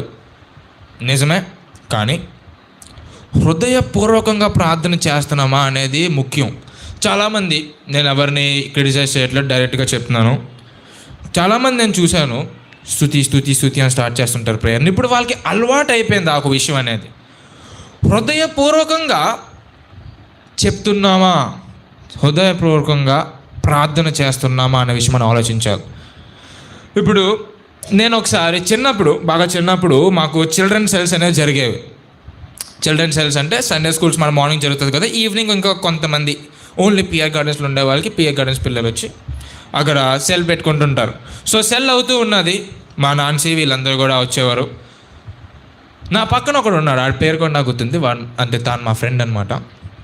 సో మా ఫ్రెండ్ ఏమని ప్రార్థన చేస్తున్నాడంటే, అంటే సెల్ అయిపోయిన తర్వాత మరి మీకు మీరు ప్రార్థన చేసుకోండి, మీ ప్రార్థన అయిపోయిన తర్వాత అన్ని ప్రేయర్ చేస్తారు అన్నారు. సో అందరూ ప్రేయర్ చేసుకుంటున్నాం, ఓకే నేను ప్రేయర్ చేసుకుంటున్నాను. నేను అప్పుడు 4th క్లాస్ 5th క్లాస్ ఉండుండొచ్చేమో. వాడు ఏమని ప్రార్థన చేస్తున్నాడంటే, ప్రభువా మన ఇంటికి వెళ్తున్నప్పుడు ఆకాశం నుంచి ఒక 2 కేజీలు బంగారం నా ముందు వేసేయండి దయచేసి, అది పట్టుకొని ఇంటికి వెళ్ళిపోతానని చేస్తాను. నిజంగా చేస్తున్నాడు అలాగా. ఇప్పుడు అనుకొని ఆహా మనం కూడా అలాగే చేస్తున్నాం. ప్రార్థన స్టార్ట్ చేయడమే, యేసయ్యా నాకు ఆరోగ్యం బాగలేదు, మంచి ఆరోగ్యం ఇవ్వండి, మాకు ఆర్థిక పరిస్థితులు బాగలేదు, మాకు మంచి డబ్బులు ఇవ్వండి, మంచి జాబ్ ఇవ్వండి మా డాడీకి, మరి ఎప్పటి నుంచో దీని గురించి నేను ప్రయాసపడుతున్నాను, నాకు ఇప్పుడు కూడా అవ్వట్లేదు, ఏంటి యేసయ్యా. మనం కూడా అదే చేస్తున్నాం. అది మనకు జోక్గా తీసుకోవచ్చు ఆఫ్ కోర్స్, కానీ మనం కూడా అదే చేస్తున్నామని ఆలోచించుకోవాలి. ఇన్ జనరల్ నేను మీకు ఆల్రెడీ చెప్పాను కదా, ఫ్యామిలీ ప్రేయర్ అనేది మేము ఇంట్లో ఫ్యామిలీ ప్రేయర్ అనేది మ్యాక్సిమం ఎవ్రీడే చేసుకుంటాం. కొన్నిసార్లు ప్రేయర్ మీటింగ్స్కి వెళ్తుంటాం కదా, ఆ రోజులు మాత్రం మేము ఫ్యామిలీ ప్రేయర్స్ స్కిప్ చేస్తాం, లేకపోతే అందరం కలిపి ఒక చిన్న ప్రార్థన చేసుకొని వెళ్ళిపోతుంటాం. పర్సనల్ ప్రేయర్ ఒక వైపు అయితే, ఒక క్రిస్టియన్ ఫ్యామిలీకి ఫ్యామిలీ ప్రేయర్ అనేది చాలా చాలా ముఖ్యం. నా జీవితంలో ఉన్న, మా ఫ్యామిలీలో ఉన్న అతి పెద్ద డెసిషన్స్ అన్నీ కూడా మేము ఫ్యామిలీ ప్రేయర్లోనే తీసుకున్నాం. ఇప్పుడు మనలో ఎంతమంది ఫ్యామిలీ ప్రేయర్ చేసుకుంటున్నారని మనం ఆలోచించుకోవాలి. ఇప్పుడు మా గంట చేసేయాల్సిన అవసరం లేదు. నేను ఫ్యామిలీ ప్రేయర్ ఇన్ పర్టికులర్ ఏం మాట్లాడాలనుకోవట్లేదు, but for a Christian family prayer is mandatory. చేస్తే జీవితం బాగుంటుంది కాదు, చెయ్యాలి. సో ఫ్యామిలీ ప్రేయర్ అవుతుంది. సో ఫ్యామిలీ ప్రేయర్ మేము ఫాస్టింగ్ ప్రేయర్ కూడా పెట్టుకుంటుంటాం. నేను ఇన్ జనరల్ ఇప్పుడు వరకు నేను ఒక 7-8 సార్లు ఇలాగ చర్చెస్లో మెయిన్ మెసేజెస్ చెప్పాను. ప్రతి మెసేజ్లోని నేను ఈ ఒక పర్టికులర్ ఎగ్జాంపుల్ అనే చెప్పాను, ఎందుకంటే ప్రతిసారి ప్రార్థన గురించి నేను మాట్లాడాను. ఆ ఎగ్జాంపుల్ ఎవరిది కాదు, మన బిల్లీదే. బిల్లీ అంటే మన బాబాయ్ వాళ్ళ అతి కాదు, చిన్న కొడుకు, ఒక్కడికే బై ద వే నాలాగా. సో వాళ్ళకి అట్లీస్ట్ అక్కలు ఉన్నారు. సో బిల్లీ గాడు ఒకసారి మేమందరం కారులో వెళ్తున్నాం, నేను మరి బాబాయ్, పిన్ని, బిల్లీ ఉన్నాడు. బిల్లీ అప్పుడు చాలా చిన్నోడు, అప్పుడు ఇంత అల్లరి ఉండేది కాదు, చాలా చిన్నోడు.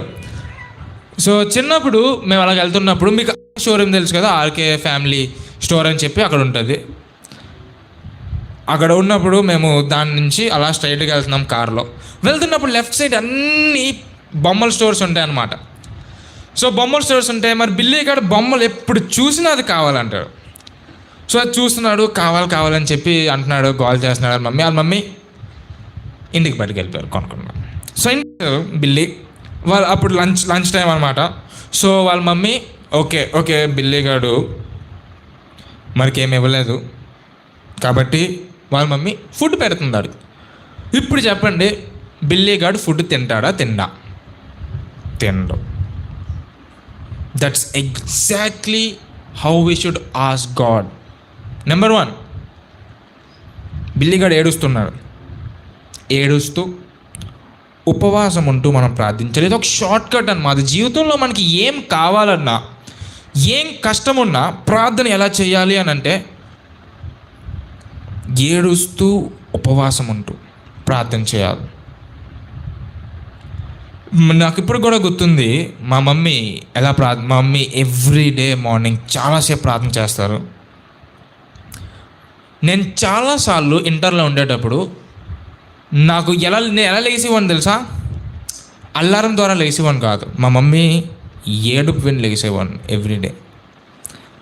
ఇప్పుడు నా బెడ్ ఉంటుంది, నా బెడ్ దగ్గరికి మమ్మీ వాళ్ళ రూమ్ నుంచి వచ్చి మోకాలేసి, ఆవిడ యంగ్ ఏం కాదు, మోకాలేసి నా తల మీద చేయి వేసి ఏడుస్తూ ప్రార్థన చేసేది. 1-2 రోజులు కాదు, సంవత్సరాలు. ప్రార్థన అలా చేయాలి, హార్ట్ఫుల్గా చేయాలి. మేబీ ఆవిడ ప్రార్థన వల్లనేమో దేవుడు నన్ను ఇప్పటి వరకు బ్లెస్ చేస్తూ వచ్చాడు, దేవుడు ఇప్పటి వరకు కాపాడుతూ వచ్చాడు. మనం అలా ప్రార్థన చేయాలి. ప్రార్థన చేయాలంటే మొదట మనకి ప్యాషన్ ఉండాలి, మన కష్టం పోవాలి అని మనకుంటేనే మనం అంత ఉపవాసం ఉండి ఏడుస్తూ ప్రార్థన అనేది మనం అప్పుడే చేయగలం. ఇప్పుడు మనం ప్రార్థన గురించి నేర్చుకున్నాం, ప్రార్థన ఎలా చేయాలని. ఇప్పుడు స్తుతి గురించి మాట్లాడదాం. ఇప్పుడు పౌలుసీలు ఉన్నది ఎక్కడ? జైల్లో. ఇప్పుడు జైల్లో స్తుతించడం అనేది ఇన్ జనరల్ కామన్ అయితే కాదు. మనం ఇది ఆల్రెడీ చాలాసార్లు వినేసాం కాబట్టి మనకు విని కామన్ అయిపోయి ఉండొచ్చేమో. కానీ కష్టాల్లో ఉన్నప్పుడు కాలు ఇరిగినప్పుడు, మన కాలు ఇప్పుడే ఇరిగిందనుకోండి, వందనాలు దేవా అందులో అంటున్నామా? ఇప్పుడు ఇందాక మనం మాట్లాడాం కదా, చాలామంది ప్రార్థన స్టార్ట్ చేసే ముందు స్తుతితో స్టార్ట్ చేస్తుంటారు. చాలా మంచిది. మనలో ఉన్న చాలామంది అది అబ్జర్వ్ చేశాను, చాలా మంచిది. ప్రార్థన స్టార్ట్ చేసే ముందు మనం దేవుని స్తుతించాలి. స్తుతించడం కూడా హృదయపూర్వకంగా స్తుతించాలి. ఆయన ఏమై ఉన్నారో దాన్ని బట్టి మనం స్తుతించాలి. ఇక్కడ వాళ్ళు జైల్లో ఉన్నారు. Problems didn't stop their worship. వాళ్ళకు కష్టాలు వాళ్ళని స్తుతించకుండా ఆపలేదు. మనకు కష్టాలు మనల్ని స్తుతించకుండా ఆపుతున్నాయా? Worship before the miracle. ఇప్పుడు ప్రైజ్ గురించి ఒక సింపుల్ ఎగ్జాంపుల్ చెప్పాలంటే, 2 మ్యూజిషియన్స్ ఉన్నారు, 2 వాయిద్యాలు వాయించే వాళ్ళు ఉన్నారు. ఒక అతను ఉన్నాడు, శాలరీ ఇస్తుంటే ప్లే చేస్తున్నాడు. ఇంకొక అతను ఉన్నాడు, శాలరీ ఇస్తున్నప్పుడు ప్లే చేస్తున్నాడు, ఇవ్వలేనప్పుడు కూడా ప్లే చేస్తున్నాడు. ఇప్పుడు వీళ్ళిద్దరిలో ఎవరికి ఎక్కువ ప్యాషన్ ఉన్నది? శాలరీ ఇవ్వలేనప్పుడు కూడా ప్లే చేసేవాడికి కదా. ఇప్పుడు నేను వాళ్ళిద్దరిలో ఒకరు జాబ్లో తీసుకోవాలనుకోండి, నేను ఎవరిని జాబ్లో తీసుకుంటాను? శాలరీ ఇవ్వలేనప్పుడు కూడా ప్లే చేసేవాడికి. దేవుడు కూడా మనల్ని చూస్తున్నాడు. దేవుడు మనల్ని అబ్జర్వ్ చేస్తున్నాడు. ఓకే, వీళ్ళకి కష్టాలు ఇచ్చినప్పుడు వీళ్ళని స్తుతిస్తున్నారా లేదా? కష్టాలు ఇచ్చినప్పుడు స్తుతిస్తున్నారా, లేకపోతే కష్టాలు లేనప్పుడు మాత్రమే స్తుతిస్తున్నారా? ఇప్పుడు అటు చూస్తే ఒకడు శాలరీ ఇస్తే మాత్రమే, కష్టాలు లేనప్పుడు మాత్రమే మనం స్తుతిస్తున్నామా, కష్టాలు ఉన్నప్పుడు కూడా మనం స్తుతిస్తున్నామా అనేది మనం ఆలోచించాలి దేవుడిని. 4th point, స్తుతించడం. ఇప్పటివరకు మనం 4 పాయింట్స్ కవర్ చేసాం. 4 ఉన్నాయి. మొదటి వెయిట్, ఇంగ్లీష్లో చెప్తున్నాను. మొదటి వెయిట్, 2వది హోప్, 3వది ప్రే, నెంబర్ 4 ప్రైజ్. ఇప్పుడు ఇవన్నీ చేయడం వల్ల వీళ్ళు కష్టాల నుంచి బయటకు వచ్చారా లేదా? ఇప్పుడు ప్రేస్ చేశారు, ఓకే, కష్టాల నుంచి బయటకు వచ్చారు. ఇప్పుడు 26వ వచనం, ఇదే లాస్ట్, ఒకసారి చదువుదాం. అప్పుడు అకస్మాత్తుగా మహాభూకంపం కలిగెను, చెరసాల పునాదులు అదరెను, వెంటనే తలుపులన్నీ తెరుచుకొనెను, అందరి బంధకములు ఊడెను. వందనాలు. అందరూ బైబిల్ మూసేద్దాం చాలు. మనం మాట్లాడదాం. అకస్మాత్తుగా ఏమొచ్చిందంట? భూకంపం. ఈరోజు మార్నింగ్ భూకంపం వచ్చిందని చెప్పి మీలో ఎంతమందికి తెలుసు? వావ్, మేబీ ఈ మెసేజ్ గురించేనేమో. ఇక్కడ చూస్తే ఇప్పుడు వాళ్ళు ఉన్నారేమో, ఇప్పుడు పౌలు ఇంకా శీలలు ప్రార్థిస్తూ స్తుతిస్తున్నారు కదా. వాళ్ళైనా ఎక్స్పెక్ట్ చేస్తుంటారా భూకంపం వచ్చి మరి దేవుడు నన్ను విడిపిస్తాడని? అబ్రహాం అని ఎక్స్పెక్ట్ చేసుంటాడా ఇన్ జనరల్గా దేవుడు నాకు 100 సంవత్సరాలప్పుడు కూడా నాకు ఒక పిల్లోడిని ఇస్తాడని? God helps us in unexpected ways. ఇప్పుడు మనం చూస్తే పౌలు శీలల విషయాల్లో అర్ధరాత్ర లోపల ఉన్నారు, అతి లోపలున్న జైల్లో పెట్టారు, కాళ్ళకి చైన్స్ వేసేసారు, డోర్స్ వేసేసారు, బయట గార్డ్స్ ఉన్నారు. ఒకవేళ వీళ్ళు తప్పించుకొని బయటకు వచ్చేసినా కూడా బయట అందరికీ వీళ్ళంటే నచ్చుతారా నచ్చరు. అలాంటి పరిస్థితులు ఉన్నారు. ఎటువైపు చూసినా ఆల్మోస్ట్ ఇంపాసిబుల్ వాళ్ళు బయటకు రావడం. మేబీ వాళ్ళు ఏమని ప్రార్థన చేసి ఉండొచ్చు అంటే, మేబీ ఆ జైలరే వచ్చి ఓపెన్ చేసి విడిపించాలి, అదే నార్మల్గా ఓన్లీ వే అదే. అలాంటిది అన్ఎక్స్పెక్టెడ్ వేలో దేవుడు పౌలు ఇంకా శీలల్ని బయటికి తెచ్చాడు. God works beyond our imagination. God can do the impossible. ఇప్పుడు మన జీవితంలో కూడా చాలాసార్లు మనకున్న కష్టం ఎప్పటికీ తీరదేమో అని మనం అనుకుంటున్నామేమో. ఆ కష్టం మనల్ని చాలా బాధిస్తుందేమో. ఎంతో కాలం నుంచి ఆ కష్టం మన జీవితంలో పోవాలని మనం వెయిట్ చేస్తున్నామేమో, నిరీక్షిస్తున్నామేమో. కానీ ప్రార్థన ఇంకా స్తుతి హృదయపూర్వకంగా చేయకపోతే దేవుడు మన మాట వినడు.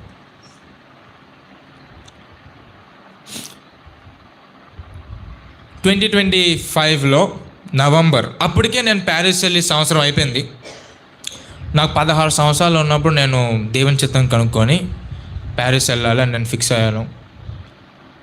17 సంవత్సరాలు ఉన్నప్పుడు నేను ప్యారిస్ వెళ్ళాను. ఒక సంవత్సరం అయిపోయింది. నేను దాని గురించి ప్రజెంట్గా అయితే మాట్లాడాలనుకోవట్లేదు. 17 సంవత్సరాలు ఉన్నప్పుడు వచ్చిన కష్టాల గురించి. ఇప్పుడు నాకు 18 వచ్చాయి. ఇప్పుడు ప్యారిస్లో, ఇప్పుడు మనకి ఇండియాలో కూడా బ్యాంక్ అకౌంట్లు ఇవన్నీ రావాలంటే ఎన్ని సంవత్సరాలు ఉండాలి? ఒక అడల్ట్గా ఎప్పుడు కన్సిడర్ చేస్తారు? 18. సో ఇప్పుడు నేను ప్యారిస్లో యాజ్ అన్ అడల్ట్ వెళ్ళినప్పుడు నాకు కూడా చాలా కష్టాలు వచ్చాయి. ఇప్పుడు దేవుడు మనల్ని పిలుచుకున్నాడు మాత్రాన కష్టాలు రావని మనం అనుకోకూడదు. మాసిదోనియాకు దేవుడు పిలుచుకున్నాడు, అబ్రహాంని తన వేరే దేశం కూడా పిలుచుకున్నంత మాత్రాన కష్టాలు రావని మనం అనుకోకూడదు. సో దేవుడు నా తల మీద ఎన్ని కష్టాలు పెట్టాడో ఆలోచిద్దాం. ఇప్పుడు వెళ్ళేటప్పుడు వీసా కావాలి, మీకు తెలుసు కదా. దేవుడు నాకు ఫస్ట్ ఇయర్ వీసా ఇచ్చేసాడు. కానీ యూజువల్లీ 1 సంవత్సరానికి మాత్రమే వీసా అనేది. నా చదువు 5 సంవత్సరాలకి. సో 1 సంవత్సరం వీసా ఇచ్చిన తర్వాత మళ్ళీ ఆ వీసాని రెన్యూ చేసుకోవాలి. సో రెన్యూ చేసుకోవడం గురించి అని చెప్పి నేను డాక్యుమెంట్స్ అన్నీ జూలైలోనే పెట్టేశాను. జూలై 2025, లాస్ట్ ఇయర్ జూలైలో పెట్టేశాను. నాది సెప్టెంబర్కి నా వీసా ఎండ్ అయిపోతుంది. యూజువల్లీ వీసా ఎండ్ అయ్యే ముందో లేకపోతే వీసా ఎండ్ అయిన తర్వాత వెంటనే వీసా వచ్చేయాలి కదా. ఇప్పుడు వీసా లేకుండా నేను వేరే కంట్రీలో ఉంటే ఏమంటారు? ఇల్లీగల్ అంటారు. ఒకవేళ ఎవరైనా చూస్తే ఇన్ జనరల్ కూడా మనల్ని వీసా కానీ రిజెక్ట్ అయింది అనుకోండి. నేను ప్యారిస్లో 1 సంవత్సరం చదివాను కదా, ఆ చదువు మానేసి అన్నీ సర్దుకొని యూరోప్కి వెళ్తావు, ఇలా చదువుతావు అని దేవుడు నాకు ప్రామిస్ చేశాడు. నవంబర్ అయిపోయింది. నేను డాక్యుమెంట్స్ అన్నీ సబ్మిట్ చేసి ఒక 5-6 నెలలు అయిపోయింది. అప్పటికే చాలా నెలలు అయిపోయింది. కానీ దేవుడు అక్టోబర్ అయిపోయింది. అప్పటికే 3 నెలలుగా అయిపోయింది. వీసా గురించి నేను వెయిట్ చేస్తున్నాను. వీసా నాకు రావట్లేదు. జస్ట్ ఒక లెటర్ ఇచ్చాడు, ఓకే నీ వీసా ఇంకా ప్రాసెస్లో ఉన్నది, వస్తుంది అని చెప్పి ఒక లెటర్ ఇచ్చాడు. అది చూపిస్తే సరిపోద్ది ఫ్రాన్స్లో ఉండడానికి. కానీ అఫీషియల్ వీసా అనేది నాకు ఇంకా రాలేదు. నాకున్న మొదటి కష్టం వీసా రెన్యూవల్. వీసా అనేది సంవత్సరానికి ఎక్స్పైర్ అయిపోద్ది కాబట్టి నేను రెన్యూ చేసుకునడానికి అప్లై చేశాను, ఇంకా రాలేదు. అది ఫస్ట్ కష్టం. రెండో కష్టం, ప్యారిస్లో క్యాఫ్ అని చెప్పి ఒక గవర్నమెంట్ ఆఫీస్ ఉంటుంది. అదేంటంటే ఇప్పుడు నేను చెప్తాను చూడండి. ఇప్పుడు మన స్టేజ్ ఉన్నదా, ఒక స్టేజ్ అండ్ రూమ్ ప్యారిస్లో రెంట్ 60,000 ఇండియన్ మనీలో, ఇంత రూమ్. ఇలాగా ఫారెన్ స్టూడెంట్స్కి కష్టమవుతుందని చెప్పి గవర్నమెంట్ ఒక 20% ఒక 30% వరకు కవర్ చేస్తుంది. అంటే ఒక 15,000 వరకు కవర్ చేస్తుంది. సో 15,000 అయినా ఈ ఒక చిన్న ప్లేస్కి 45,000 కట్టడం అనేది చాలా కష్టమైన విషయమే. దేవుడు సహాయం చేసి వచ్చారు ఇప్పుడు వరకు. కానీ ఈ క్యాఫ్ ఆఫీస్కి యూజువల్లీ మనం కొత్త ఇంటికి దిగిన తర్వాత దీనికి అప్లై చేసుకోవాలన్నమాట. ఓకే, నాకు మరి ఇలాగ నేను కొత్త ఇంట్లో దిగాను, మరి నేను స్టూడెంట్ని, నాకు మీరు పంపించండి. ఎవ్రీ నెల వస్తుంది అనమాట, ఎవ్రీ నెల స్టార్టింగ్లో. లాస్ట్ ఇయర్ వచ్చింది, ఈ ఇయర్ నాకు ఇంకా రాలే. ఒక పక్క చూస్తుంటే వీసా, ఇంకో పక్క చూస్తుంటే క్యాఫ్ డిపార్ట్మెంట్ వాడు ఇంకా డబ్బులు ఇవ్వలేడు. కొత్త వీసా కూడా నాకు ఇంకా రాలేదు. మూడోది, పార్ట్ టైం జాబ్ గురించి నేను ఎప్పటి నుంచో ప్రార్థన చేస్తున్నాను. మరి ఫ్రాన్స్లో 18 కదా, నేను అడల్ట్ కదా, అడల్ట్ అయిపోయిన తర్వాత మనం పార్ట్ టైం జాబ్ అనేది చేయొచ్చు. సో చేయడానికి ప్రయత్నిస్తున్నాను, చాలా వాటికి అప్లై చేశాను. ఇంకా అప్పుడు వరకు వాళ్ళ నుంచి ఏం రిప్లైలు రాలేదు. కొత్త వాటికి అప్లై చేస్తున్నాను, ఏం రిప్లైలు రావట్లేదు నాకు. అదేవిధంగా నేను చెప్పాను కదా, బ్యాంక్ అకౌంట్ తీసుకోవడం అనేది ఫారెన్లో చాలా కష్టమైన విషయం, పైగా మనం ఫారినర్స్ కాబట్టి. మీకు చెప్తున్నాను కదా, బ్యాంక్ అకౌంట్ ఓపెన్ చేయడానికి నేను ఇప్పటి వరకు ఒక 20 సార్లైనా తిరిగి ఉంటాను. బ్యాంక్ అకౌంట్ ఓపెన్ చేయడానికి అక్కడికి ఓపెన్ చేసిన తర్వాత ఫర్దర్ ప్రాసెస్ కాదు, బ్యాంక్ అకౌంట్ ఓపెన్ చేయడానికి. ఇండియాలో అయితే మనం 18-19లో ఉన్నప్పుడు పేరెంట్సే మనతో వెళ్ళి బ్యాంక్ అకౌంట్ చక్కగా ఓపెన్ చేసేస్తారు, మనకి ఏటీఎం వచ్చేస్తుంది ఇంటికి వెంటనే. నేను 20 సార్లు తిరిగి ఉంటాను, బ్యాంక్ అకౌంట్ ఓపెన్ చేయలేదు వాడు. అదే కాకుండా పరీక్షలు వచ్చేస్తున్నాయి నాకు డిసెంబర్లో. అప్పటి వరకు పెట్టిన పరీక్షల్లో నాకు సరిగ్గా ఏం అర్థం కావట్లేదు, నాకు తక్కువ మార్క్స్ వస్తున్నాయి. చిన్న ఎగ్జామ్స్ మధ్యలో పెడతారు కదా ఫైనల్స్ కన్నా ముందు, వాటిలో సరైన మార్క్స్ రావట్లేదు. మరి ఏంటి ఏసయ్యా? అదే కాకుండా నాకు సరైన ఫ్రెండ్స్ లేరు అప్పట్లో, ఆ పాయింట్ ఆఫ్ టైంలో అక్టోబర్లో సరైన ఫ్రెండ్స్ లేరు. నాతో రోజు మాట్లాడేవారు ఎవరిని ఉన్నారా అంటే మన మనుషుల్లో మమ్మీ మాత్రమే. సో నాకు మమ్మీ తప్పించి ఇంకెవరు మాట్లాడడానికి కూడా ఉండేవారు కాదు. అదే కాకుండా హెల్త్ ఇన్సూరెన్స్ అని చెప్పి ఒకటి ఉంటుంది. అంటే ఇప్పుడు ప్యారిస్లో ఒకవేళ అవ్వకూడదు, కానీ ఎప్పుడైనా నాకు అవ్వకూడాల్సింది ఏదైనా అయితే సోషల్ సెక్యూరిటీ అని చెప్పి ఒకటి ఉంటుంది. అది హెల్త్ ఇన్సూరెన్స్ ఇస్తుంది అనమాట మనకి. నాకు ఏదైనా అయితే హాస్పిటల్లో అన్నట్లకి అది ప్రొవైడ్ చేస్తుంది. సో ఇప్పుడు ఆలోచిద్దాం, నాకు ఎన్నో ఒకేసారి దేవుడు కష్టాలు పెట్టాడు. నెంబర్ 1, వీసా రెన్యూ అవ్వట్లేదు. వీసా ఒకవేళ రిజెక్ట్ అయితే ఇండియా వచ్చేయాలి. క్యాఫ్ అనేది నాకు డబ్బులు ఇవ్వాలి, ఇంకా ఇవ్వట్లేదు, దానివల్ల ఫైనాన్షియల్ బర్డెన్ ఉంటుంది. తర్వాత పార్ట్ టైం జాబ్ ఎప్పటి నుంచో ప్రయత్నిస్తున్నాను, రావట్లేదు. బ్యాంక్ అకౌంట్ ఇంకా ఓపెన్ అవ్వలేదు. ప్రతిసారి ఇండియా నుంచి డబ్బులు పంపించుకోవడం ప్రతిసారి కష్టమవుతుంది బ్యాంక్ అకౌంట్ లేకపోవడం వల్ల. అతి ముఖ్యంగా ఎగ్జామ్స్, నేను వెళ్ళింది మెయిన్ పర్పస్ చదువుకోవడం గురించి. ఎగ్జామ్స్లో నాకు సరైన మార్క్స్ రావట్లేదు. స్టార్టింగ్లో నాకేం అర్థం కావట్లేదు ఏం జరుగుతుందో. ఇవన్నీ చెప్పుకుందామనంటే నాకు అప్పట్లో మంచి ఫ్రెండ్స్ కూడా ఏం లేరు. అదే కాకుండా నాకు ఏదైనా అయితే ఫ్రాన్స్లో సోషల్ సెక్యూరిటీ అంటే హెల్త్ ఇన్సూరెన్స్ కూడా లేదు. సో ఇక 5-6 కష్టాలు ఒకేసారి లైన్గా ఉన్నాయి నాకు. ఒక 18 సంవత్సరాల కుర్రాడు ఒకే రూమ్లో ఉంటూ ఒంటరిగా ఉంటూ ఇవన్నీ ఆలోచించడం చాలా చాలా కష్టమైన విషయం. నా జీవితంలో one of the lowest points అవి. అసలు నాకేం చెయ్యాలో కూడా అర్థం కాలేదు. మేము ఈ విషయాల గురించి నేను ప్యారిస్ వెళ్ళక నుంచి ప్రార్థన చేస్తున్నాం. ఇప్పుడు నేను ఇవన్నీ చెప్పాను కదా, ఇవన్నీ అవ్వాలని చెప్పి ప్యారిస్ నేను వెళ్ళక ముందు నుంచి, అంటే ఆ ఒక సంవత్సరం మేము 2025లో నేను ఇండియా వచ్చాను కదా, ఇండియా నుంచి ప్యారిస్ వెళ్ళక ముందు నుంచి వీటి గురించి నేను ప్రార్థన చేస్తున్నాను. ఒక 5-6 నెలల నుంచి ప్రార్థన చేస్తున్నాం వీటి గురించి అనే. కానీ ఇంకా దేవుడు తీర్చట్లేదు. నేను ఒకసారి మమ్మీకి కాల్ చేశాను. మమ్మీకి కాల్ చేసి ఇలా అన్నాను, మమ్మీ మరి ఎప్పటి నుంచో ప్రార్థన చేస్తున్నాం మనం, ఎప్పటి నుంచో ఇలాగే ఉన్నది పరిస్థితి, నాకు దేవుని మీద మెల్లమెల్లగా నిరీక్షణ పోతుంది మమ్మీ అని చెప్పాను. కొన్నిసార్లు మనం ప్రార్థన చేస్తూ ఉంటాం, చాలా కాలం నుంచి చేస్తూ ఉంటాం, ఇంకా కొంతకాలం అయిన తర్వాత చేయడం మానేస్తాం, నిరీక్షణ పోతుంది. నాకు పోయింది. నా మమ్మీకి చెప్పాను, మమ్మీ నాకు ఇలా నిరీక్షణ పోతుందంటే ఆవిడ నాకు చాలా విషయాలు చెప్తూ, మనకి దేవుడు తప్ప ఇంకెవరున్నారు, హల్లెలూయా, దేవుని తప్ప మనకి ఇంకెవరున్నారు. సో నేను అదే రోజు నేను నా రూమ్లో ఒంటరిగా ఉంటాను. నా ఒంటరిగా రూమ్ తీసుకున్నాను కాబట్టి సో తలుపులన్నీ వేసేసుకున్నాను. రాత్రి పడుకునే ముందు యూజువల్లీ మా మమ్మీ నన్ను ఎక్కువ మోకాలు వేసి ప్రార్థన చేయమంటారు. ఆ రోజు నేను మోకాలు మాత్రమే కాదు, మోకాలు వేసి సాష్టాంగ నమస్కారం అంటారు కదా, నా తల కింద పెట్టేసి చేతులు కూడా ముందు పెట్టేసి నా రూమ్లో ఇలా ప్రార్థన చేసుకున్నాను. యేసయ్యా తండ్రి, ఎప్పటి నుంచో ఎదురు చూస్తున్న ఈ వన్నాటిలో మీరు నాకు ఆన్సర్ ఇస్తారని చెప్పి ప్రతిసారి మీరు ఏమీ ఆన్సర్ ఇవ్వట్లేదు. మరి నాకున్న ఆ యొక్క హోప్ అనేది పోతుంది. నేను ఇంకా చిన్నపిల్లలోనే భక్తిలో పెంచిన ఇంకా దృఢమైన నిశ్చయం అనేది నాలో ఉన్నది పోతుంది. మరి ప్లీజ్ యేసయ్యా, ఇలా ప్రార్థన చేశాను. My limit is over. నా లిమిట్ అయిపోయింది. ఇంకా దీనికి మించి నేను ఇంకా ఏ కష్టాన్ని తీసుకోలేనేమో. ఒక పక్కన ఇంటి నుంచి కూడా బాగా ప్రెషర్ ఉన్నది. మరి పార్ట్ టైం జాబ్ విషయంలో, బ్యాంక్ అకౌంట్ విషయంలో ఏంటి ఫినిషింగ్ కావట్లేదని. సో ఈ అన్ని ప్రెషర్స్ నేను మైండ్లో పెట్టుకుంటూ నేను దేవుడికి అనేసాను, my limit is over lord. ఇంక నేనేం చేయలేను ప్రార్థన తప్పించి. నేను దీనికన్నా మీరు ఇంకో కష్టం ఇస్తే నేను తీసుకోలేను. దయచేసి మీరు నాకు నేను చెప్పినవన్నీ మీరు ఇస్తున్నందుకు వందనాలు అని చెప్పి నేను ఆ ప్రార్థన ముగించానో లేదో డిసెంబర్ నెలలో నేను ఇలా జిమ్కి వెళ్తున్నప్పుడు నాకు ఒక కాల్ వచ్చింది. అప్పటి నుంచి స్టార్ట్ అయినాయి. కాల్ వచ్చింది, నేను కాల్ ఎవరైనా ఎత్తాను. యూజువల్లీ అన్నోన్ నెంబర్స్ ఎత్తాను. ఆ రోజు ఎత్తినప్పుడు నేను ప్యారిస్ వెళ్ళకముందు నుంచి కూడా ఈ యొక్క పార్ట్ టైం కావాలని చెప్పి నేను ప్రార్థన చేస్తూ ఉన్నాను. ఆ పార్ట్ టైం వాడే కాల్ చేసి మరి మీరు రాగలరా, అపాయింట్మెంట్ ఉన్నదని చెప్పి అడిగాడు. హల్లెలూయా. సో ఫస్ట్ దేవుడు పార్ట్ టైంతో స్టార్ట్ చేశాడు. దాని తర్వాత వీసా వాడు కూడా కొన్ని డాక్యుమెంట్స్ పంపించమని చెప్పాడు. పంపించాను. నాకు 2 సంవత్సరాలకు వీసా ఇచ్చాడు. వీసాతో పాటు రెసిడెన్స్ పర్మిట్ అనేది ఇచ్చాడు. రెసిడెన్స్ పర్మిట్ అంటే I'm officially a partial citizen of France. So నాకు ఫ్రెంచ్ సిటిజన్గా నన్ను రికగ్నైజ్ చేశారు.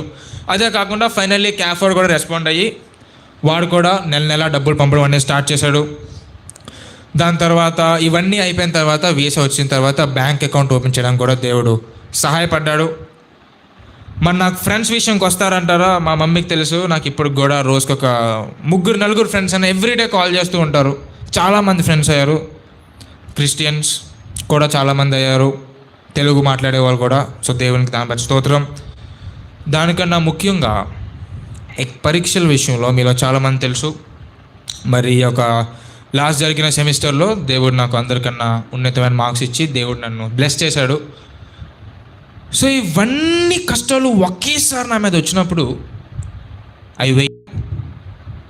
నిరీక్షణ పోతూ ఉన్నది. అబ్రహాంకి నిరీక్షణ అన్ని పరిస్థితులు చూస్తూ అబ్రహాంకి నిరీక్షణ అవునా ఉంది. నిరీక్షణ లేని సమయంలో కూడా, లేకుండా సమయంలో కూడా హీ స్టిల్ హోప్డ్.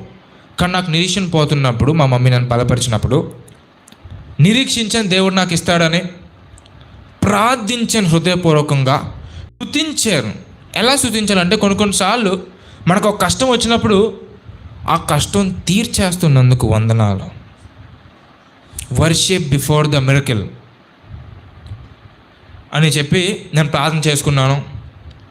దేవుడు అన్నీ తీర్చేశాడు. ఇంకా సోషల్ సెక్యూరిటీ అనేది ఇంకా అవ్వలేదు, అంటే హెల్త్ ఇన్సూరెన్స్ అనేది. ఎందుకంటే జనరల్గా ఈ జూలై ఎండింగ్లో నేను ప్యారిస్ నుంచి రావాలి, కానీ దానికన్నా ముందే వచ్చడం వలన ఒక హెల్త్ ఇన్సూరెన్స్ అనేది నేను కంప్లీట్ చేసుకోలేకపోయినా. దాని గురించి మీరు ప్రార్థన చేయాలి.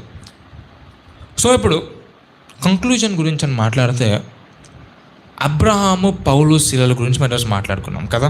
అబ్రహాము పౌలు ఇద్దరికి కష్టాలు వచ్చాయా?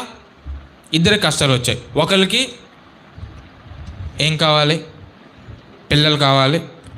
ఒకరికి జైలు వద్దు.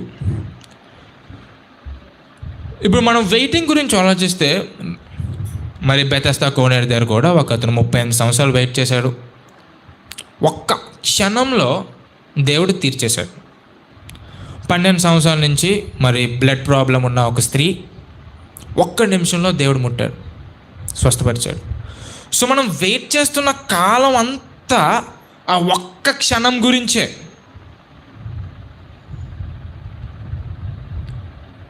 నిరీక్షించాలి. We should hope on God. తర్వాత పౌలు శీలలు వాళ్ళు మరి ప్రిజన్లో ఉన్నారు. ఇప్పుడు హబక్కూకు గురించి కూడా ఆలోచిస్తే ఆయనకు కూడా చాలా చాలా కష్టాలు వచ్చాయి. ఆ ఒక కష్టాల్లో కూడా ఆయన దేవుని స్తుతించాడు. కష్టాల్లో దేవుడిని స్తుతించడం అనేది పీక్ క్రిస్టియానిటీలో మనం ఒక లెవెల్ పెరిగినట్టు.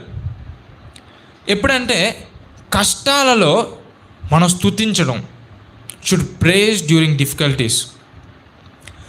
ఇప్పుడు మనం వాళ్ళ సిమిలారిటీస్ గురించి ఆలోచిస్తే వాళ్ళిద్దరికీ కష్టాలు లేనప్పుడే వాళ్ళు దేవుడిని ఒబే చేశారు, దేవుని మాట విన్నారు. మనం దేవుని మాట వింటున్నామా? Are we obeying God? నమ్మాలని, మనం దేవుణ్ణి నమ్మితేనే మనం ఆయనకి లోబడగలం. సింప్లీ చెప్పాలంటే మన జీవితంలో మనం దేవుణ్ణి నమ్ముతూ ఉన్నప్పుడు, ఆయనకి లోబడుతూ ఉన్నప్పుడు మనకు ఒక కష్టం వచ్చింది అంటే, ఇప్పుడు చెప్పిన మెసేజ్ అంతటిని ఒక్క సెంటెన్స్లో చెప్పాలంటే, మనం దేవుడిని నమ్ముతూ ఉన్నప్పుడు, ఆయన చెప్పింది లోబడుతూ ఉన్నప్పుడు,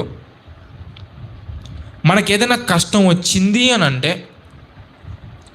నిరీక్షణతో వేచి ఉంటూ ప్రార్థించి స్తుతించాలి. As simple as that. చెప్పడం చాలా సింపుల్ అయినా చేయడం అనేది చాలా కష్టం. అదే దేవుడు మనలో చూడాలనుకుంటున్నాడు. మనకు కష్టం వచ్చినప్పుడు మనం ఏం చేస్తున్నామని. దేవుడు ఆయన సమయంలో తీరుస్తాడు. ఆయన సమయం గురించి మనం వేచి ఉంటున్నాము. Are we waiting on God? మనలో ఉన్న చాలామంది కష్టాలు పోవాలి అంటాము, పోవాలంటారు, చర్చికి సమయానికి రాము, సండే స్కూల్కి చాలాసార్లు మన పిల్లల్ని పంపించము, చర్చిలో ఎక్కువగా ఇన్వాల్వ్ అవ్వము. మనం లాస్ట్ టైం ఒకరి దగ్గరికి వెళ్ళి సువార్త, పర్సనల్గా ఒకరి దగ్గరికి వెళ్ళి సువార్త ఎప్పుడు చెప్పామో మనం ఆలోచించుకోవాలి. ఇదే కదా విధేయత అంటే. విధేయత చూపిస్తూ ఉన్నారు పౌలు, అబ్రహాము. అవునా కష్టం వచ్చింది, they waited, they hoped, they prayed, they praised. దాని ఒక అర్థం మన జీవితంలోకి ఇలాగ దేవునికి ఇలాగ మనం అర్పించేసుకోవాలంటే మన జీవితంలో ఎంజాయ్ చేయకూడదనా? లేదా నేను ఎంజాయ్ చేస్తున్నాను, గేమ్స్ ఆడవచ్చు, మనం ఫ్రెండ్స్తో కలిపి అప్పుడప్పుడు బయటకు కూడా వెళ్ళొచ్చు, మన ఫ్యామిలీ అందరూ కలిపి బయటికి వెళ్ళొచ్చు, ఇంకో ఊరు వెళ్ళొచ్చు, గేమ్స్ చూడొచ్చు, క్రికెట్ మ్యాచ్లు చూడొచ్చు. అదేనా పాపమా? కాదే. సో మన జీవితాన్ని మనం బ్యాలెన్స్ చేసుకోవాలి. దేవునికి, ఎంజాయ్మెంట్కి మనం బ్యాలెన్స్ చేసుకుంటూ ఉంటే మన క్రిస్టియన్ లైఫ్ చాలా అందంగా ఉంటుంది. We should live life wisely, should enjoy life wisely, పాపం చేస్తూ కాదు. కొన్నిసార్లు పాపాలు మనం ఎంత చేస్తున్నా, ఇవన్నీ చేస్తున్నా కూడా పోవు. మేబీ దేవుడు మనల్ని టెస్ట్ చేస్తున్నాడేమో, లేకపోతే దేవుడు మనకి ఏదైనా ఒక విషయం నేర్పించుదాం అనుకుంటున్నాడేమో. దేవుడు మన జీవితంలో ఒక కష్టం పెట్టాడు అని అంటే దానికి ఒక పర్పస్ ఉంటుంది పక్కాగా. 100% హీ హ్యాజ్ ఎ పర్పస్. అది ఎవరు చెప్తారు మనకి? దేవుడే చెప్తాడు. We should ask God. ఇప్పుడు మళ్ళీ ఎందుకు రావాలని చెప్తే మళ్ళీ ఇంకా పెద్ద మెసేజ్ అయిపోద్ది, కాబట్టి దాని గురించి ఏం టచ్ చేయాలనుకోవట్లేదు. మీరందరూ నా గురించి ప్రార్థన చేయాలి దయచేసి. ఫ్రాన్స్ దేశం అనేది చాలా చాలా పాపంతో కూడిన దేశం. అక్కడ ఉన్న చాలామంది సాతాన్ని పూజిస్తారు. మనం ఎలాగైతే యేసుని పూజిస్తున్నామో అక్కడ సాతాన్ని పూజిస్తూ ఉంటారు. చాలా చాలా చెడు అలవాట్లు ఉంటాయి. పబ్లిక్లో చాలా చెడు అలవాట్లు మనం చూడాల్సి వస్తుంది అక్కడికి వెళ్ళిన తర్వాత. ఇండియా లాగా ఉండదు. సో ఈ వన్నాటి నుంచి ఇప్పుడు వరకు దేవుడు నన్ను చాలా ప్రొటెక్ట్ చేశాడు. మీలో నాకు చాలామంది నా గురించి ప్రార్థన చేస్తున్నారని నేను అనుకుంటున్నాను. నాకు ఇప్పుడు దేవుడు మంచి క్రిస్టియన్ ఫ్రెండ్స్ కూడా నాకు దయచేశారు. మెయిన్లీ నాకు స్పిరిచువల్ గ్రోత్ గురించి మీరు ప్రార్థన చేయాలి. నేను ఫ్రాన్స్ వెళ్ళిన స్టార్టింగ్లో కొంతమంది అమెరికన్ మిషనరీస్ నాకు పరిచయం అయ్యారు. మరి అమెరికన్ మిషనరీస్ పరిచయం అవడం ద్వారా నేను వాళ్ళ ద్వారా కొన్ని మీటింగ్స్ కండక్ట్ చేశాను. తర్వాత ఎవ్రీ వెడ్నెస్డే నాకు ఆన్లైన్లో బైబిల్ స్టడీ కూడా జరుగుతుంది. సో దానికి కూడా నేను అటెండ్ అవుతూ ఉన్నాను ఇప్పటి వరకు. జాయ్ భాస్కర్ అన్న మన చర్చ్, ఆయన కూడా నాకు మెంటల్గా ఇంకా ఎమోషనల్గా ఫిజికల్గా కూడా చాలా చాలా హెల్ప్ చేశాడు. ఫ్రాన్స్కి వెళ్తున్నప్పుడు ఆయన కూడా ఫ్రాన్స్లోనే ఉంటారు, మన చర్చే. సో ఇప్పటి వరకు నేను 3 సార్లు మా ఫ్రెండ్స్ అందరినీ ఒక దగ్గర గ్యాదర్ చేసి వాళ్ళందరి గురించి అని చెప్పి సువార్త చెప్పించడానికి దేవుడు సహాయం చేశాడు. హల్లెలూయా. సో మరి దేవుడు నాతో ఉండాలని, మెయిన్గా హెల్త్ ఇన్సూరెన్స్ రావాలని, ప్లస్ దాంతోపాటు మెసేజ్ అయిపోయింది కాబట్టి కరెంట్ వచ్చిందా? దయచేసి మీరు నా గురించి ప్రార్థన చేయాలి. మనం ఈరోజు నేర్చుకున్న దయచేసి మర్చిపోవద్దని నేను అనుకుంటున్నాను. ఎందుకంటే నా జీవితంలో నాకు వచ్చిన కష్టాల్లో దేవుడు నాకు చాలా హెల్ప్ చేశాడు. ఆ 4 పాయింట్లు ఒకసారి చెప్దాం మళ్ళీ ఇంకొకసారి తెలుగులో. వేచి ఉండాలి, నిరీక్షించాలి, ప్రార్థించాలి, స్తుతించాలి. ఈ యొక్క చిన్న కాదులేండి, ఈ యొక్క పెద్ద మెసేజ్ని దేవుడు మనకి దీవించును గాక. వందనాలు. Praise the lord. ఆమేన్.